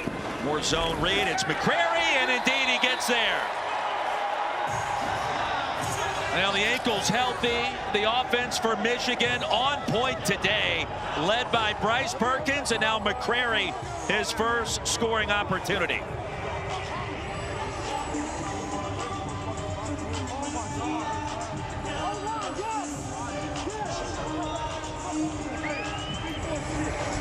Drive by Michigan. Statement at the beginning of the second half, coming out and right down the field, putting the ball in the end zone. Wait, yeah. Hey, come here. Hey, up here. Hey, flip. Let's go. Let's. 1-point conversion attempt, 23-6 ball game. After this first possession for a second half. Gunner, we're good. The Panthers overcoming that holding penalty. Perkins has overcome everything, and he does it again. Buying time to Malik Turner. Conversion is successful. 24-6. Nate McCrary finding a way into the end zone. Second touchdown of the season, and it's Perkins. The no-look delivery. And it counts.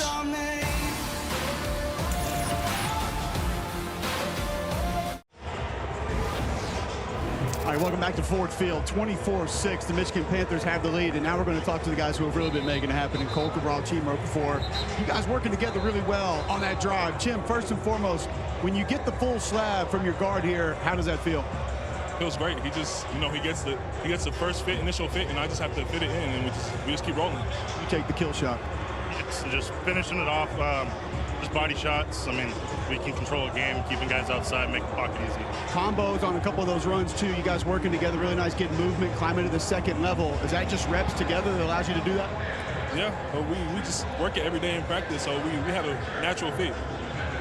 Oh yeah, I mean, we rep all this stuff all week, so it just makes it second nature when we get out there and have to do it in the game. This is your chance to talk trash. Like, I'm good. I'll keep it. I'm good. Yeah, the trash has been talked on the field. What is it like? Tell me quickly, with a quarterback like Bryce, able to bail you out at times, move around, do different things in the pocket. Oh, that's great. I mean, like that last drive, like I missed on one of my guys, and he made something happen. It's just really nice that he can pick us up when we need it. Jim? It makes it easier for all of us. It's blocking easy, everything, so it's just nice having him back there. Thanks, fellas. Thank you. There you go, Cole, boys. thank the humility of the offensive lineman there. It's an offensive line friendly broadcast here in the UFL. It's brought to you by Discover.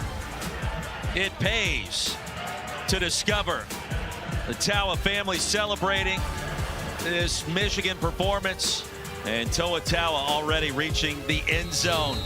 Flex time. Hey, it looks like we would like to hang out with them sometime in the near future. I don't know where they are, but it looks very warm and tropical, and it looks like they're having a good time. I absolutely would accept an invite. I'm ready to have maybe an early dinner with the Tawas, as Deion Jackson's going to rumble ahead towards 35, and Tarpley brings him down a 9-yard gain. Look, if you're DC offensively, a lot of time left on the clock. Hey, Z-Cross. But establishing some semblance of a run game, I think is going to be important. Just being balanced so that you can hit some of those shots off of play action that they love to do to take shots downfield. Second down and short. Play action. Tamu wants to heave one deep again. Wide open is rolling. Here comes DC, and a touchdown for the defenders.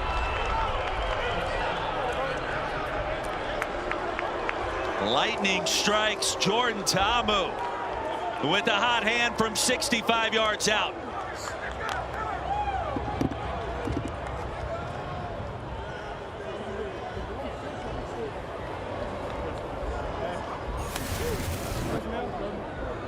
you're going to see the safeties split to the top of your screen, and then Jordan Ta'amu just delivers a magnificent ball to Chris Rowland, hits him right in stride, outruns the safety, Arnold Tarpley III.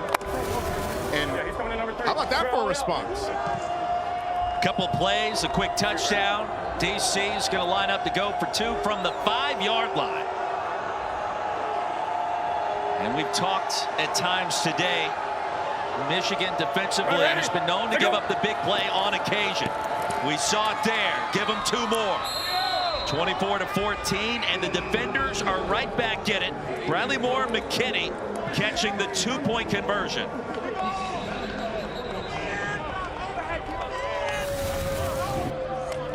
So a couple things. Here's Chris Rowland. He's going to run a route right up the middle.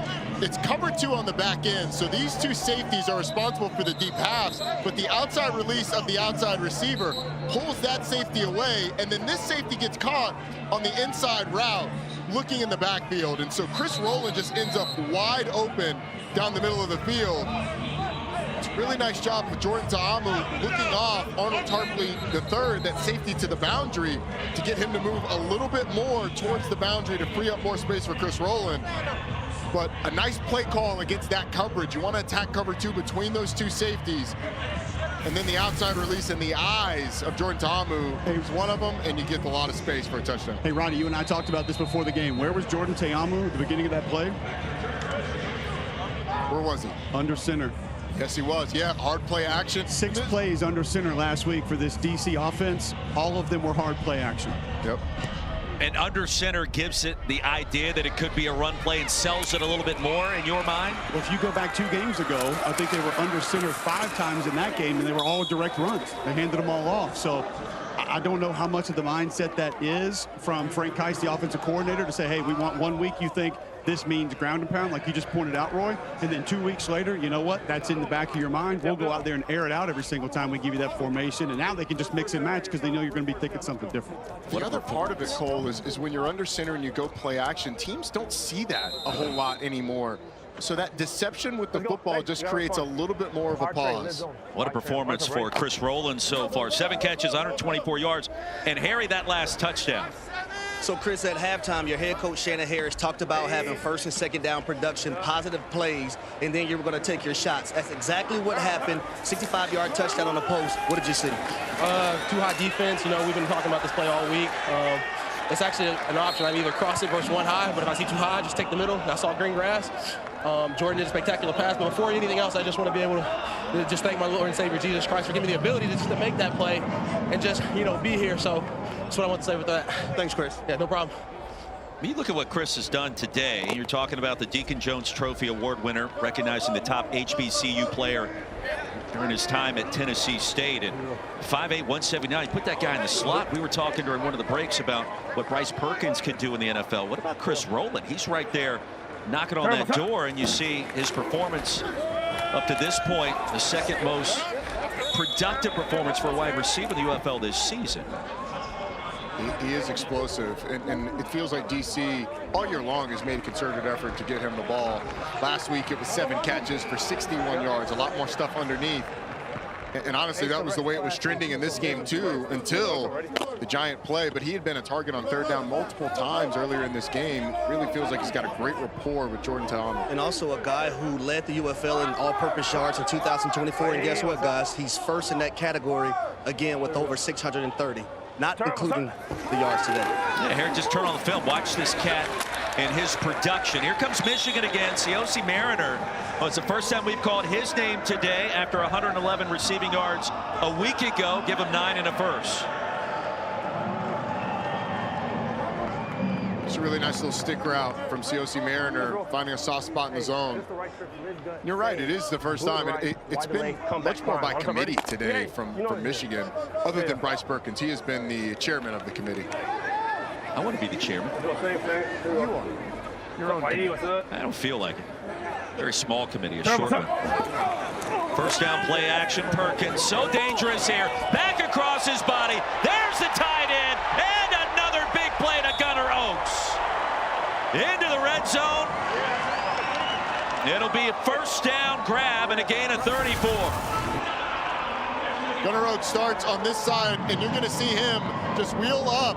It's man-to-man coverage, and because of the play action, Bryce Perkins creates a little bit of time drifting away from the pressure, and Oaks on the linebacker just ends up being a mismatch. Excuse me, that's Deontay Anderson. He's a safety. I'll tell you, step behind Gunnar Oaks. Guys, going to Disney World, they ask you, where do you make your magic? They need to ask Bryce Perkins, where does he make his magic? It is self-explanatory. On the football field, baby.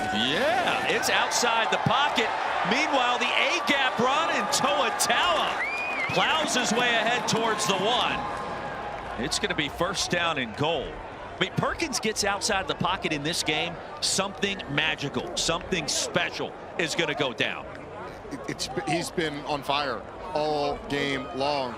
And look, it's not just him escaping from pressure on that last one. That was an absolute dime. Yes. Dropped in the proverbial bucket. He knew where he was going. It's being deliberate. Like he talked about when we talked to him pregame, getting comfortable, being in rhythm, being decisive. The quarterbacks start thinking, that's when bad things start happening. And perhaps this game will be a little higher scoring than anticipated as Taua will be bottled up. He's going to lose a couple of yards. Melvin Joseph able to bang his way through. Second and goal. A little higher score than some of you guys anticipated. Although this is a big couple plays for my record in the betting area. Our humble analysts here in the booth. Roddy Jones anticipating more points in this one. Hello.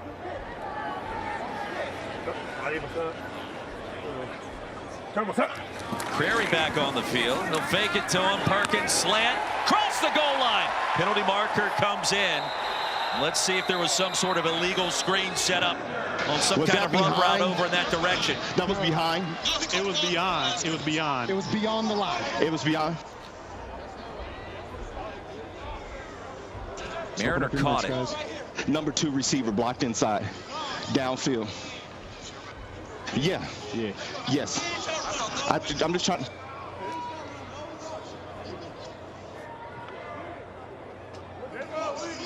Yes. Pass interference offense. Pass interference offense. 10-yard penalty. Second down.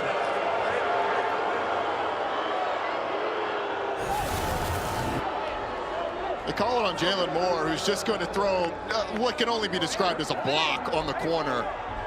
I mean, if you're the receiver, you got to have a little bit of tact. You got to get through there, up the field, or turn around before you get to the defender. You can't go shoulder to shoulder with the defender. That's going to be called a pick every time, especially on the edge. Now, Roddy, I would also say on that play, it is very... So a pass interference, a defensive pass interference against your number 17. Against our number 17. Okay. Yep. Defensive pass interference against our number 17 wide receiver. Pass interference against his number 17. Here comes a super challenge from Mike Nolan.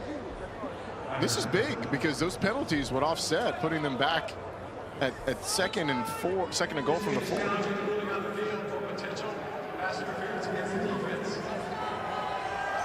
Okay, so we have a couple things to look at here, Jeff. Certainly coming off the line of scrimmage, he is grabbed here, but that ball is still in the hands of the quarterback when he's taken to the ground. So I could really only put that into the class of defensive holding. I can't put that as defensive pass interference. And since it was defensive pass interference that was called, that was challenged, then I'm going to deny the challenge because there is no defensive pass interference on the play. The score counts. That is correct. You have to be specific in the challenge. Mike Nolan challenged for that it was pass interference. Denied. It ends up being holding. DC is charged his first time out. The results of the play is a touchdown. Semantics are important, Roddy. Specificity is key, Roy.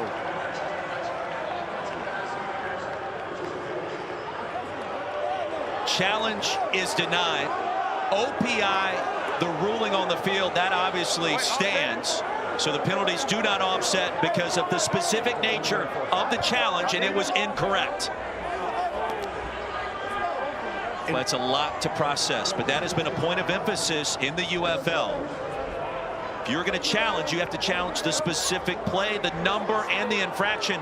Back to the Verizon Command Center. Mike Pereira, your thoughts on that sequence? You're exactly right. And the idea of the super challenge will let you challenge everything. But if we're going to do that, you have to be specific. And so he has a strong case for defensive holding there. But since it was defensive pass interference and that holding occurred before the pass is thrown, I can't put it as pass interference. And so therefore the challenge has to be denied. Snap gets away from Bryce Perkins. This time he's unable to elude the pressure. And brand new life for DC. Roberson sniffed it out. This is a Michigan offense who just had 2nd and goal from the 4. And because of an offensive pass interference and then the snap that gets by Bryce Perkins. And look, I'm gonna be on the defense of the center a little bit here. I don't think the snap was that bad. It may have been a little hot, but Bryce Perkins got his hands on it. Noah Johnson, Roddy, I'll say Noah Johnson's ball gets back there quick. I've watched him warm-ups the 2 times we had him, actually, because we interviewed Danny Etling in the pregame 3 weeks ago when we were here, and I was like, man, those are coming there hot. And he was like, no, he doesn't waste any time. He gets them back there. 3rd and goal from the 28. And Perkins will take what he can get. Cioce Mariner lassoed out of bounds near the 13. But do agree and it was Kelvin Joseph. Sorry, Roy. Do agree with you on the accuracy, though, Roddy. I mean, quarterback's got to handle that one. Cole, I got your back, man. I mean, I saw you yucking it up with your O-line brethren. I mean, it was like a Swiftie at a T Swift concert, your energy there. You were happy to be back home with your guys. A little more physicality, but yeah. It's an offensive line friendly broadcast. I'll remind our viewers at home. BT Potter on the field. 4th and goal from the 26. And Potter an attempt at 36-yarder here. 6 of 9 on the season for the former Clemson standout. Michigan trying to increase its lead after that possession went backwards, and it cannot. And a win for DC. The penalty marker on the field. Leaping number 9. Leaping number 9 to try with. The field goal is no good. Half before we act enforcement. It's a full 15 from the. It's a full 15. 18 will go to the 3. Number 9, correct? Personal foul. Receiving team for leaping, number 9. 15-yard penalty. First down. If you're Deontay Anderson, you can't do this, Roddy. No, you absolutely cannot. I mean, you've got him stopped, and he's right behind the goalpost. He's kind of hidden right now, but he's going to jump or attempt to jump over the offensive line, contacts the long snapper and an offensive lineman on the way. And talk about new life for Michigan offensively. I've seen some of those leapings attempt to be hidden to a certain extent. When have we ever done that? That's egregious. Egregious would be an understatement. So instead of the missed field goal from 36 yards that wasn't blocked, Potter missed it wide left. They're going to move the football inside the 5, and the infraction makes it 1st down and goal. What a mental error. What a mental mistake there. Well, let's do that whole sequence all over again. Deja vu, if you will. Perkins pulls it away. Perkins sandwiched down to the 5. So he's going to lose 2. It'll be 2nd and goal from there. Well, I mean, who wants to score or get the stop on this drive? Michigan has been in reverse since that 2nd and goal from the 4 play, and DC has said, hey, look, you want extra opportunities? Go ahead. Extra Rex bunch. Rip trail select. On top ready. I mean, this is about as wonky as it gets. It's also running a ton of clock for Michigan, up double digits with an opportunity to go up more. Tallis serving as pass protection this time, and Perkins again keeps it alive. Perkins stays in bounds, and the spin, and the touchdown. The Magic Man crossing the goal line.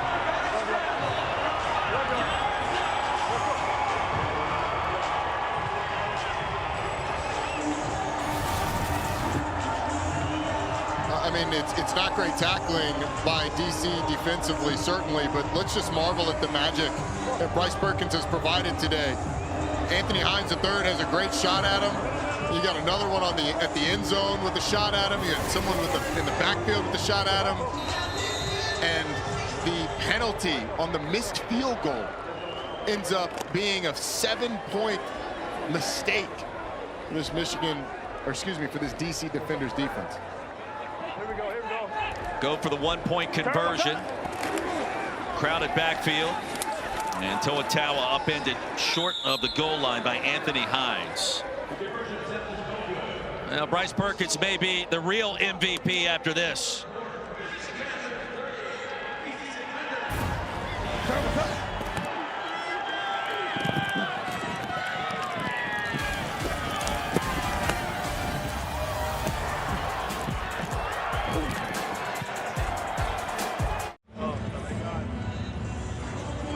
Welcome back to Detroit Rock City. One of the coolest things about the UFL, we have iPads. We can watch the plays and we can see them. This one on remote.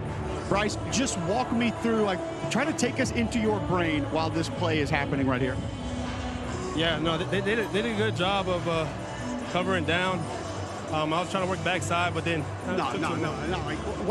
Tell me what you're thinking. How do you do this right here when you got what? Yeah, I mean, try to stay strong in the legs throughout, all year. Those plays come up, man. Just how about the circle button before the end zone? Man, hey, those big guys, coming down full speed like that, it's hard for them to stop. So just try to make a play, man. When you're that close to the end zone, got to figure out a way to find it. So all glory to God, man. We're not done. We got to keep going. Spin move to get into the end zone, or the stiff arm put a DB on his back earlier in the game? Man, the spin was pretty nice because they ended the score, but at all costs, man, I'm just trying to. Those big guys weigh a lot. I just don't want them to tackle me. Let me ask you this real quick. Honestly, are you in the zone right now? Yeah, man. I think I feel good, play good, calm out there. Coaches are calling a great game, and the guys are fighting too. So we know that this game was going to be a hard game. Just so when the competitive nature comes out, you got to attack it. Thanks, Brian. Thank you. There you go. Now trending in America on social, Bryce Perkins. I mean, he's 10 of 13 passing for 157 yards and a touchdown. He's got 55 carries and a touchdown on the ground. And I don't think that tells the full story of how good he's been, because he's been throwing defenders all over the place, spinning off of them, at times jumping over them. This dude has been, Rodney, he's in what they call a flow state. We've all played with amazing players. Harry played with obviously one of the greatest receivers of all time, and Julio Jones. I played with Rudy Johnson. There's not many guys that you watch play football and we sit there and say, how? And that's what I've done with Bryce Perkins today. Play action, and ahead to roll, and that'll move the chains. And that last touchdown, Aaron Dolan, our sports betting analyst, critical for some watching as another over hits in the UFL. Well, Perkins was plus 125 for any time TD, and like you just mentioned, the over cashes once again, and the over in the UFL has now gone 10 of the last 14 games after starting 1-8. And typically we were seeing these overs at the beginning start cashing at the final minutes, but now we're starting to see it in the third quarter, sometimes even in the second quarter. So again, the public winning on the over for today. It's a trend that we noticed early this week in getting ready for this game. The last 4 weekends in the UFL, you're talking about the average point total in the game going from 29 points in week 2 up to 50 points per game last week in week number 5, and you see it again today. You're not sweating it out towards the end. We're seeing more points earlier and more often in these games, which creates more fireworks. You know what? The watchability factor goes up a notch or 2. Well, look, at the beginning of the season, the defenses, because of the way training camp is structured and just the rhythm of the offenses not being there, defenses were way ahead. Now we're able to see the talent, and honestly, the schemes really shine in a lot of these offenses on a big third down. Getting loud at Ford Field. Smith just lost 2. It's 3rd down and 6. To Amu, triple coverage. And deflected away, incomplete. DJ Miller got a fingertip or 2 on it. It'll be 4th down. Well, it's a nice job by the defender, DJ Miller, who's kind of in the slot. He carries the out route for a couple steps and then gets back underneath that curl. Just a nice job being disciplined in your zone and almost getting an interception. Lead is 16 for the hometown Michigan Panthers and Mike Nolan. Fourth quarter coming up. Well, coming up at 4 o'clock Eastern today, we welcome Caitlin Clark back to Iowa City. Her first game at Carver Hawkeye since the end of March a year ago. Year 2 in the WNBA preseason tilt against the Brazilian national team. Tip-off at 4 Eastern as soon as we are done here in Detroit. And we welcome you back to Ford Field. Ronnie Jones, Roy Philpott, Harry Douglas, Cole Kublet. 4th down and 6 for D.C. And the Michigan Panthers leading D.C., the defenders, by 16. An entertaining game, a higher scoring contest in Motown. As Xavier Malone watches that bounce right in front of him. It'll be whistled dead just inside the 30. We talked a lot about Bryce Perkins after a punt of 42. He's mic'd up and's got some sound for us.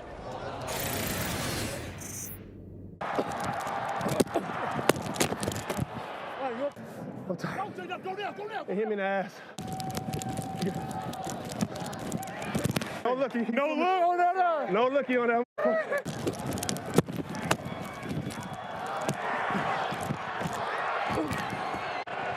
Love y'all. Let's go.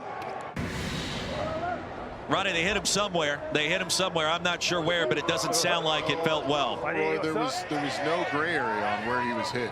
He said where he was hit. There's worse places to be hit, but it is not a great place to be hit. Michigan will try to ground and pound here for a minute. He mentioned the no-looky there. That was on the conversion attempt and the no-look dish to Malik Turner. And just an incredible play and what has been an incredible game. Cole talked to him moments ago. Hey, are you in the zone? Yeah. Bryce Perkins is in the proverbial zone today. Everything is working. And look, he's been kind of in the zone the last 2 weeks. I mean, he was phenomenal last week. Was 21 of 25 passing. Didn't do nearly as much damage with his legs, but in terms of rushing numbers, it scrambled just as much. Shows you the accuracy here, but the pass is going to be dropped on 2nd down. Weidermeyer dropped it. It'll be 3rd and 6. Boy, I love that he just admitted it. Yeah, I am in the zone.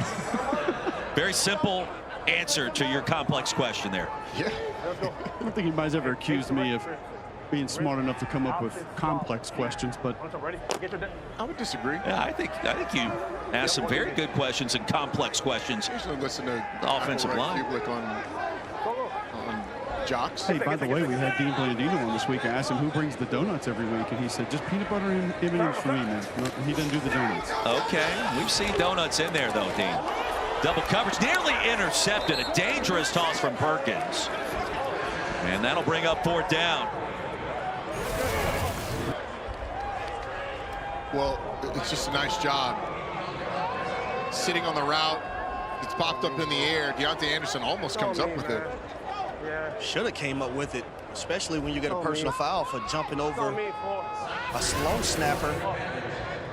Oja Modena was the one that was able to tip it. Got to catch that one. First 3 and out for this Michigan offense today, so the defenders giving themselves a chance here. Got to catch that one. Sans the guy who just wakes up with fly traps for hands everywhere. What a great comparison that was. Chris Rowland, over 100 yards receiving, going to be bottled up here. Week 7 coming up next weekend. The UFL starts Friday with DC and San Antonio, 8 Eastern, over on Fox. Saturday on Fox, also Michigan and Arlington meet at 1 o'clock Eastern. Sunday, noon on ABC. Houston storms into Birmingham. And then at 3 o'clock on ESPN, St. Louis and Memphis set to wrap up the weekend. Week 7 underway beginning Friday night. So we're on the back half of the schedule. All of these games start to become more important in the race to the playoffs. The UFL championship game in St. Louis on June 14th. And for Mike Nolan, his team positioned quite well in this matchup. Chance to go to 4-2. And this is perhaps a preview of what we could see in that UFL championship. Abram Smith on the field. First down run. Get him 3.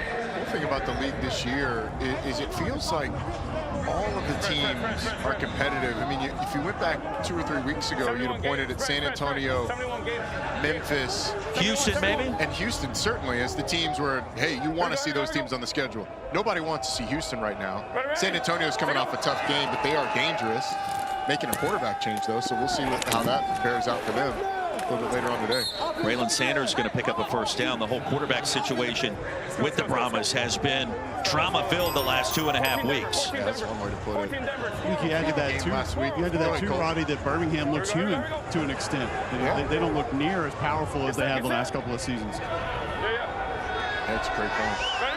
Third catch for Sanders, averaging 10 per touch. Tamu wants to take off. Gain a couple across the 40. It's like one of the first times we've seen Jordan Tamu use his legs. Which is quarterback draw. Which is very surprising, especially because Max Duggan had his way last week. And quarterback run. Harry, I think it goes back to what Cole talked about with Colin Bauer. They changed the way their defensive ends were playing the quarterback on those read plays, flat-footing him, really putting the quarterback in a position to make a decision, and Jordan Tamu has not been aggressive keeping the ball. Floats one deep again. And the center fielder was back there on Chris Rowland. Arnold Tarpley III. He's mad at himself. He couldn't catch up to it.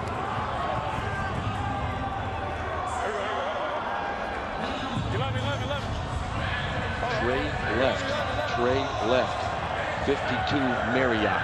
52 Marriott. Trey left. 52 Marriott. All ready. If you get a couple here, do you think about going for it on fourth? Yeah, I think you get to fourth and short. 4th and 3 or less, it is definitely a possibility. Under 11 to go, 3rd down and 7. Here comes the pressure. Tarpley on the blitz. Tamu heaves it deep again. Double coverage incomplete. And Rowland's been his guy today. It'll be 4th and 7 if you're Shannon Harris. Let's see. Oh, go punt. Hey, they ran out to the back. That's all right. We'll look at it. That's one of the things I was interested about on that play. 52, you think 5-man protection, tight end out, back out. One of the reasons maybe Jordan Tamu thought he saw that pressure coming, had to get rid of that football a little bit early. So here's Paxton Brooks. Xavier Malone back deep to receive. Michigan defense, best of the UFL, living up to the billing so far this afternoon. Malone from the 11. He'll field it cleanly. Across the 20, and that's it. Timeout on the field. We will step aside after a punt of 48, a return of 11. Just over 10 to go at Ford Field.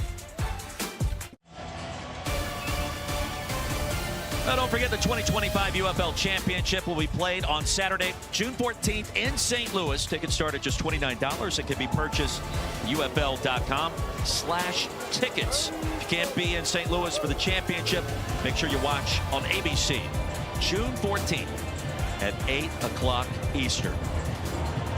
On this May 4th, Roddy Jones, Roy Philpott, Cole Kublik, Harry Douglas, 16-point lead for Michigan. And as we do each and every week, we present to you our audio blitz. Nothing but the natural sounds from today's game on this possession for the Panthers. Hey, pistol left wing, legs gut, H4, candle for rip zone. I'm ready.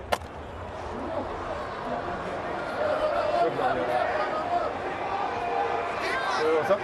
Righty! What's up? We're good. Turn, what's up?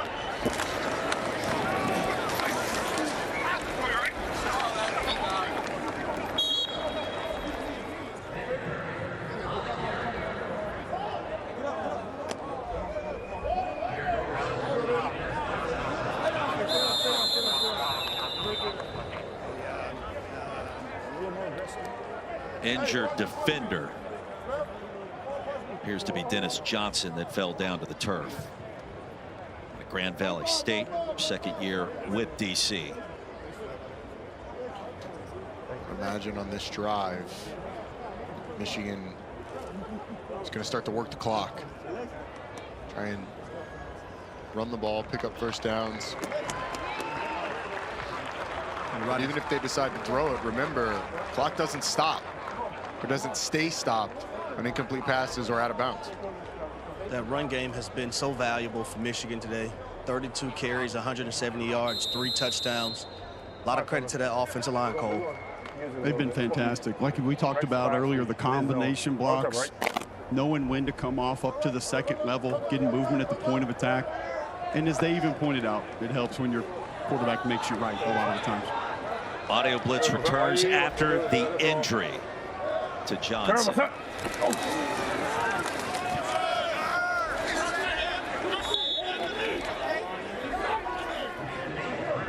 And low.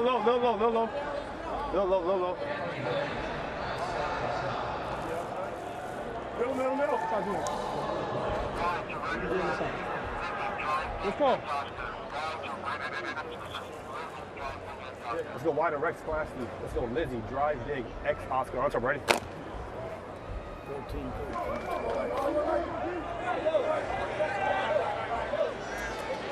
You got it. Let's roll. Turn, what's up?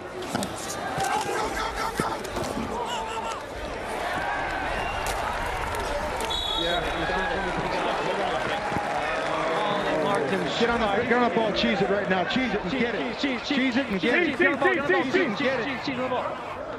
They got it. We got it. Check. Woo!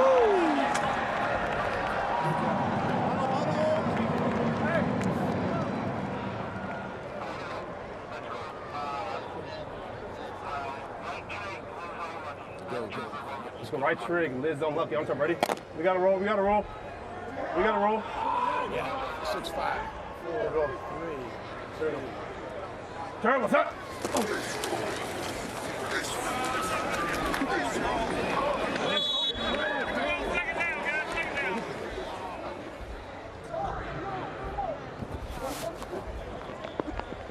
What is it? Still 11. Bear stab single. Bear stab single. Bear stab single. Back, Lexi empty, Lucy, QB draw on the top, ready?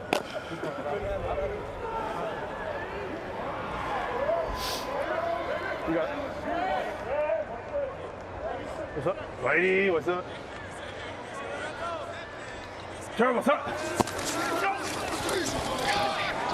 They're holding. And then we missed the tackle.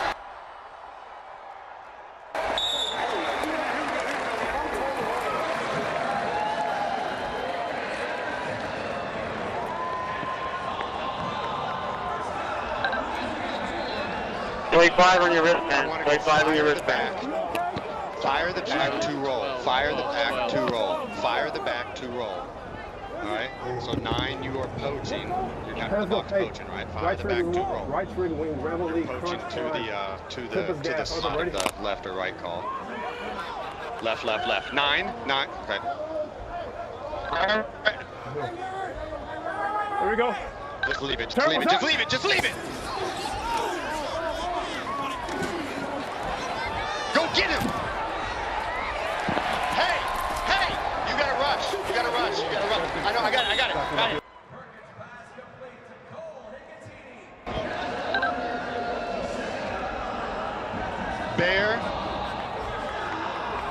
Bear stab single. Bear stab single. 13. It's 13 personnel. Bear stab single. Let's go. L clip close, yo. Mid zone. On top, ready?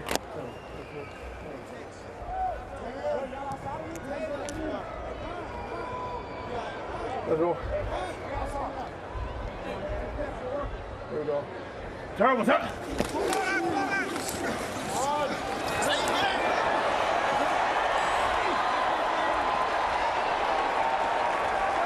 So Toa into the red zone. It'll be 1st and goal for Michigan. And Bryce Perkins, it is pick your poison time with what number 3 brings to the table after a 21-yard pickup for Toa. Just felt like on this drive, Michigan has had an answer for everything that DC has done. You can hear Blake Williams, the defensive coordinator for DC, give calls that started with Bear. That's that Bear front where you've got center and 2 guards covered, but it puts the secondary generally in man-to-man coverage the way DC's played it. Bryce Perkins has made a pair of the Tawa tripped up. The turf monster may have gotten there first. It'll be second and goal. The ball comes out. Wait a second. The football came out. This play is live. Derek Roberson the other way. And a penalty marker is down at midfield. Oh, stop everything. Mayday, I did not have him down by contact. I had him fall and the ball came out. I had the runner not down by contact. He fell in the ball. Okay.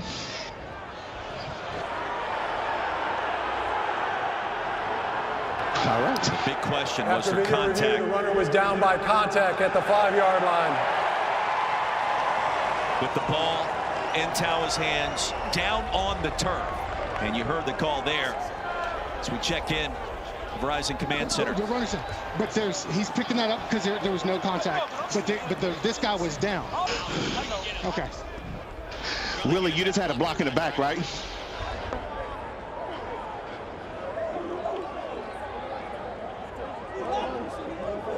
Roddy, what do we see here with Tawa? Ball comes out late. Well, he hits the ground, and unless you're touched while you're on the ground, you are still alive. But you see the glove on the helmet of Toa Tawa, so he is down by contact, and then he obviously is frustrated, lets the ball go like you do after a play. But had he not been touched, that's still a live ball. Nate McCrary, now the running back. Bryce Perkins, play action, ball was tipped. Doesn't matter. Malik Turner, touchdown.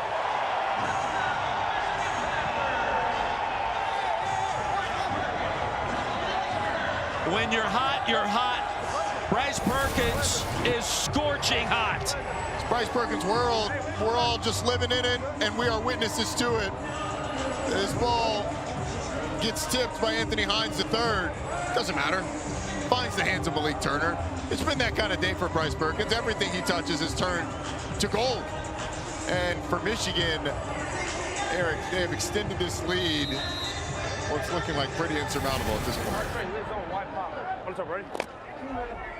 Panthers going to go for 2. Leading now 36-14. And Michigan starting to assert itself at the very top of these UFL standings. Handling its business against the DC defenders. McCrary, the 2-point conversion. 38-14. Bryce Perkins has done it all today. The score tells the story. The lead at 24 for the home team. 38-14 at Ford Field. Michigan Panthers have the lead. 4:29 left in the quarter. I got Nate McCrary, running back, who I asked after that 2-point conversion run, do you have any idea what you just did to that man? And you said, no, you didn't see it. So I'm going to let you watch it live. You're already bouncing back here. You're going to take the handoff. Looks like was it a little duo or inside zone to the left here? Yeah, just an inside zone here. And I knew they were there. So we've been repping it all week, so I'm just reading that nose. You thought it was going to bounce? Watch this. Tell me this. What happened? My center. Hey, I mean, that's just the grace of God right there. Honestly, all glory and honor goes to my Lord and Savior, Jesus Christ. I mean, listen. First 5 weeks, I honestly was very disappointed in my play. I didn't think that I played at a high enough level to help the team out, and I was very disappointed in myself. And so I just took time to just do like the I am statements, you know, that like I belong here and I'm talented. I'm this and this and this and this, and then, you know, I just want to thank even just my teammates. You know, told Jay, Matt, he's not here, and the O-line, especially Noah, just for just encouraging me, let me know that How far down that list was I am going to step on a man and score? Honestly, it was just make a play. Like I got to get in there. You know, when you're there, that close to the end zone, you got to get in there. That's your mindset. Score, score, score, score, score. And like I told one dude one time, I just got to do whatever I can to help this team out, and that's what I did.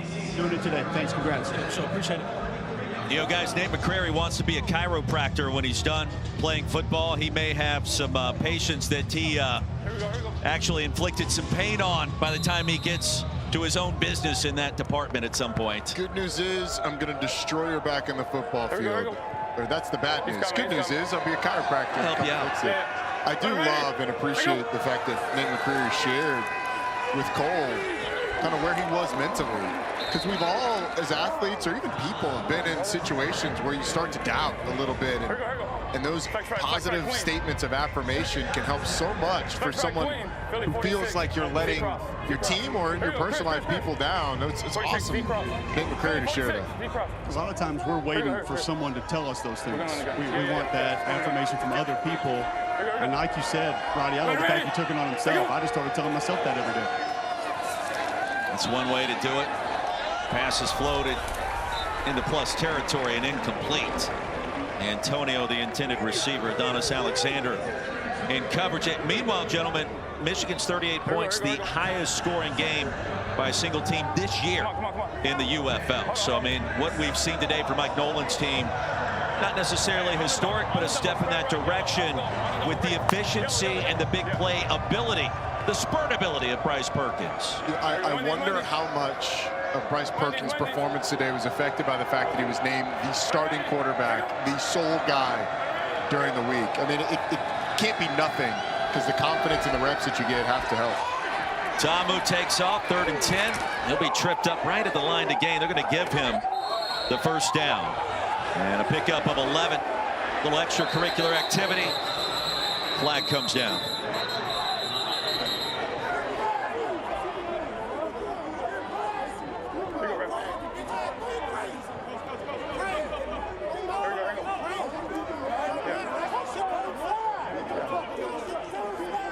We have a first down after the play. Personal foul, number 75, offense. The results of the play is a first down. After the play, personal foul, unnecessary roughness, offense, number 75, 15-yard penalty. Again, still first down. It's Mason Brooks on T.J. Carter. First the hit, and it's a big hit, but Jordan Ta'amu is a runner in that situation, so there's no protections for the quarterback. The offensive line standing up for their guy. And it ends up being a silly penalty. I mean, I understand wanting to get in the face of a defender who hits your quarterback hard, although it ends up being much more of a glancing blow than a crushing hit. But you just can't have that in any situation. Although when you're down this much, maybe you're just trying to make a statement for the next time you see this team. Brooks is out. Gunnar Britton is in at right tackle for DC. Another penalty marker. Pass will be caught. Antonio's got it into plus territory. And this in the neighborhood of holding. That could negate a gain of 27. 79 holding offense. Holding offense, number 79, 10-yard penalty, first down. Tykeem Doss. Right here in the middle of your screen, just going to get an inside move, and Doss grabs the defender as he starts to motor by. And now DC in reverse a little bit. It's kind of a bit of a microcosm of the day for DC. Goes all the way back early in the game. Credit to the DC defenders like pass defense. Excuse me, the Michigan Panthers. 72 slants. You know, they're going against the #1 pass offense, and outside of Chris Rowland, you know, last week for DC, they had 4 or 5 guys stepping up at that wide receiver position. Today, it's just been Chris Rowland. First and 20 after the infraction. Ta'amu, ball's in the air, nearly intercepted. Javon Antonio tipped it up. The tip drill comes up empty for Adonis Alexander. And to spin around to try to haul it in. To your point, Harry, it's a Michigan Panthers defense that gave up 2 big plays to Hakeem Butler that really lost in the game towards the end of this. Talking to Colin Bauer, defensive coordinator, it feels like he was that Michael Jordan meme, and I took that personally. This defense certainly has. 2-minute warning as we step aside in Detroit. All Panthers at home at Ford Field. What a performance this afternoon in Detroit for Toa and the family celebrating back in St. George, Utah. The touchdown that came in the first half, the 3rd effort there, and then also the rest of the family in Santa Maria, California. They have been on fire today. Watching Dad do his thing. And a month ago, working on the golf course. Today, nearly 100 yards and the touchdown. And you see those 94 rushing yards, fourth most in the UFL game this spring. It's amazing how integral a piece of this offense he is now. I mean, just doing a great job taking advantage of an opportunity. Chris Rowland shoved out across the 25 by Lovely. We'll go back to Toatawa, where Coach Nolan told us about him being that 1-foot cut runner, get that foot in the ground, then get north and south. Noel Mazzoni, who's now the offensive coordinator for the Memphis Showboats, he took over at Auburn my junior year. We put the zone scheme in, and we tried 15, 13 different running backs, and it didn't work. Finally, due to injuries at the end of the year, playing against Arkansas, getting blown out, he puts Heath Evans, our fullback, at tailback. He was just slow enough. Now, Heath is going to hate the fact that I referenced him as slow. Ouch. But it took him a little bit longer to get to the line of scrimmage and to make those cuts. He was a little more deliberate is probably the nice way to say it. And I feel the same way when I watch Toatawa, as he doesn't just go full speed to the line of scrimmage all the time. So in a zone scheme, it really helps your offensive lineman get that initial movement. It helps you see how the defense is playing it. And it's not that you're not fast or don't have a burst. It's just kind of that patience and then being deliberate with where you want to go with the football. He's got that part that really does aid a running back in a zone scheme. It's the pace of the running back getting to the point of attack. And a lot of times when running backs are more deliberate, you stay on your track longer. There's a lot of fast guys that as soon as they see a hole, even if they're 2-3 yards from line of scrimmage, they want to make a cut, which allows a linebacker or defensive tackle to fall off, doesn't allow a lineman to get on and stay on those blocks. But you're right, Cole, guys like that just have such a good knack of getting into the line of scrimmage, getting close behind those linemen before they make their cuts, and then the burst comes into it. You guys make us right when you do that, pressing the line of scrimmage, pressing your blocks, which means just continuing to go north and south longer, like a Dylan Sampson at Tennessee this year. He could run past anybody, but he was so good at just staying on the hip or the butt cheek of those offensive linemen, then making that cut. You make us right, and you make the defenders wrong. You don't have to block a linebacker if he jumps a gap over, and you cut back where he was supposed to be or where he previously was. I didn't have butt cheek on the bingo card today, but I don't know that we all thought Michigan would have this kind of performance. And I'm curious, as we look ahead in the rest of the UFL schedule, this statement win by the Panthers puts them in this position where they become one of the favorites. I mean, not only in their division, but maybe to win the whole thing. Third down and long, the swing pass, and Deion Jackson lassoed quickly. I mean, tell me where you disagree. This win is going to be one of the more impressive victories of the entire season for Mike Nolan's team. And a couple of road trips coming up. We'll see what happens. But, hey, put Michigan back on the radar to win a title this year. I think so much of that has to do with the play of Bryce Perkins. This has been the best defense statistically in the UFL this season. Came into this game first in total yards, fifth in scoring, though. But the offense, the explosion that we've seen, and really Bryce Perkins, that's full stop. That's the reason why I think they're back in this conversation. Fourth down, last gasp now for the defenders. And a pass incomplete to Sanders. Lovely in coverage. Michigan's going to get the football back. What a performance today in Detroit. Now coming up, Sunday Night Baseball. Head your way from the ATL, 7 Eastern tonight. Shohei Ohtani and the Dodgers take on the Braves. Don't miss this matchup, 7 o'clock Eastern, right here on ESPN.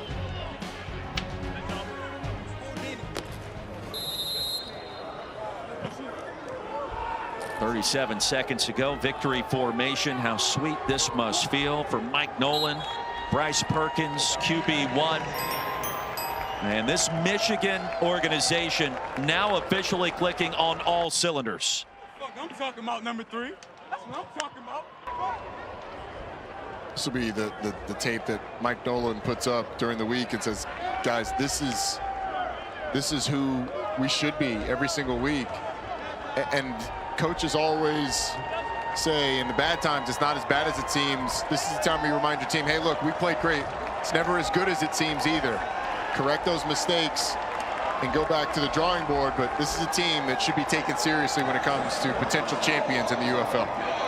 38-14, the final score. Michigan improves to 4-2. And the defenders fall to 4-2 with the loss. Now we check in once again with Aaron Dolan, our sports betting analyst, to take a look at the trends in the UFL after this performance. Well, Michigan wins. They also cover, so it wasn't a great day to pick the dog, although I did really like it heading into this one. Perkins was great in this game, hit over the majority of his props. And then all the running backs also hit over the rushing yards as well. It was a great performance by Michigan. We saw this live line as high as double digits for them, as well as the total just going crazy. So this was a really fun game to track, but we'll see if next week maybe the dogs start cashing again. Aaron, thank you. 24-point win, and we check in again with Cole Kublik with Bryce Perkins. Bryce, we talked to you before the game, and you said just getting into a rhythm was going to be important. Extra reps have helped with that. You went past that today. Why were you and your teammates able to do that? I mean, all glory to God, man. You know, we at the start of the week, you know, we wanted and we knew what we could do on offense. We wanted to make sure that we were dominant on all levels. I think the line did a great job. Just when the line's coming off like that and blocking it on the run game, it opens everything up too. So, you know, wanted to make a statement, and we have a lot more to go.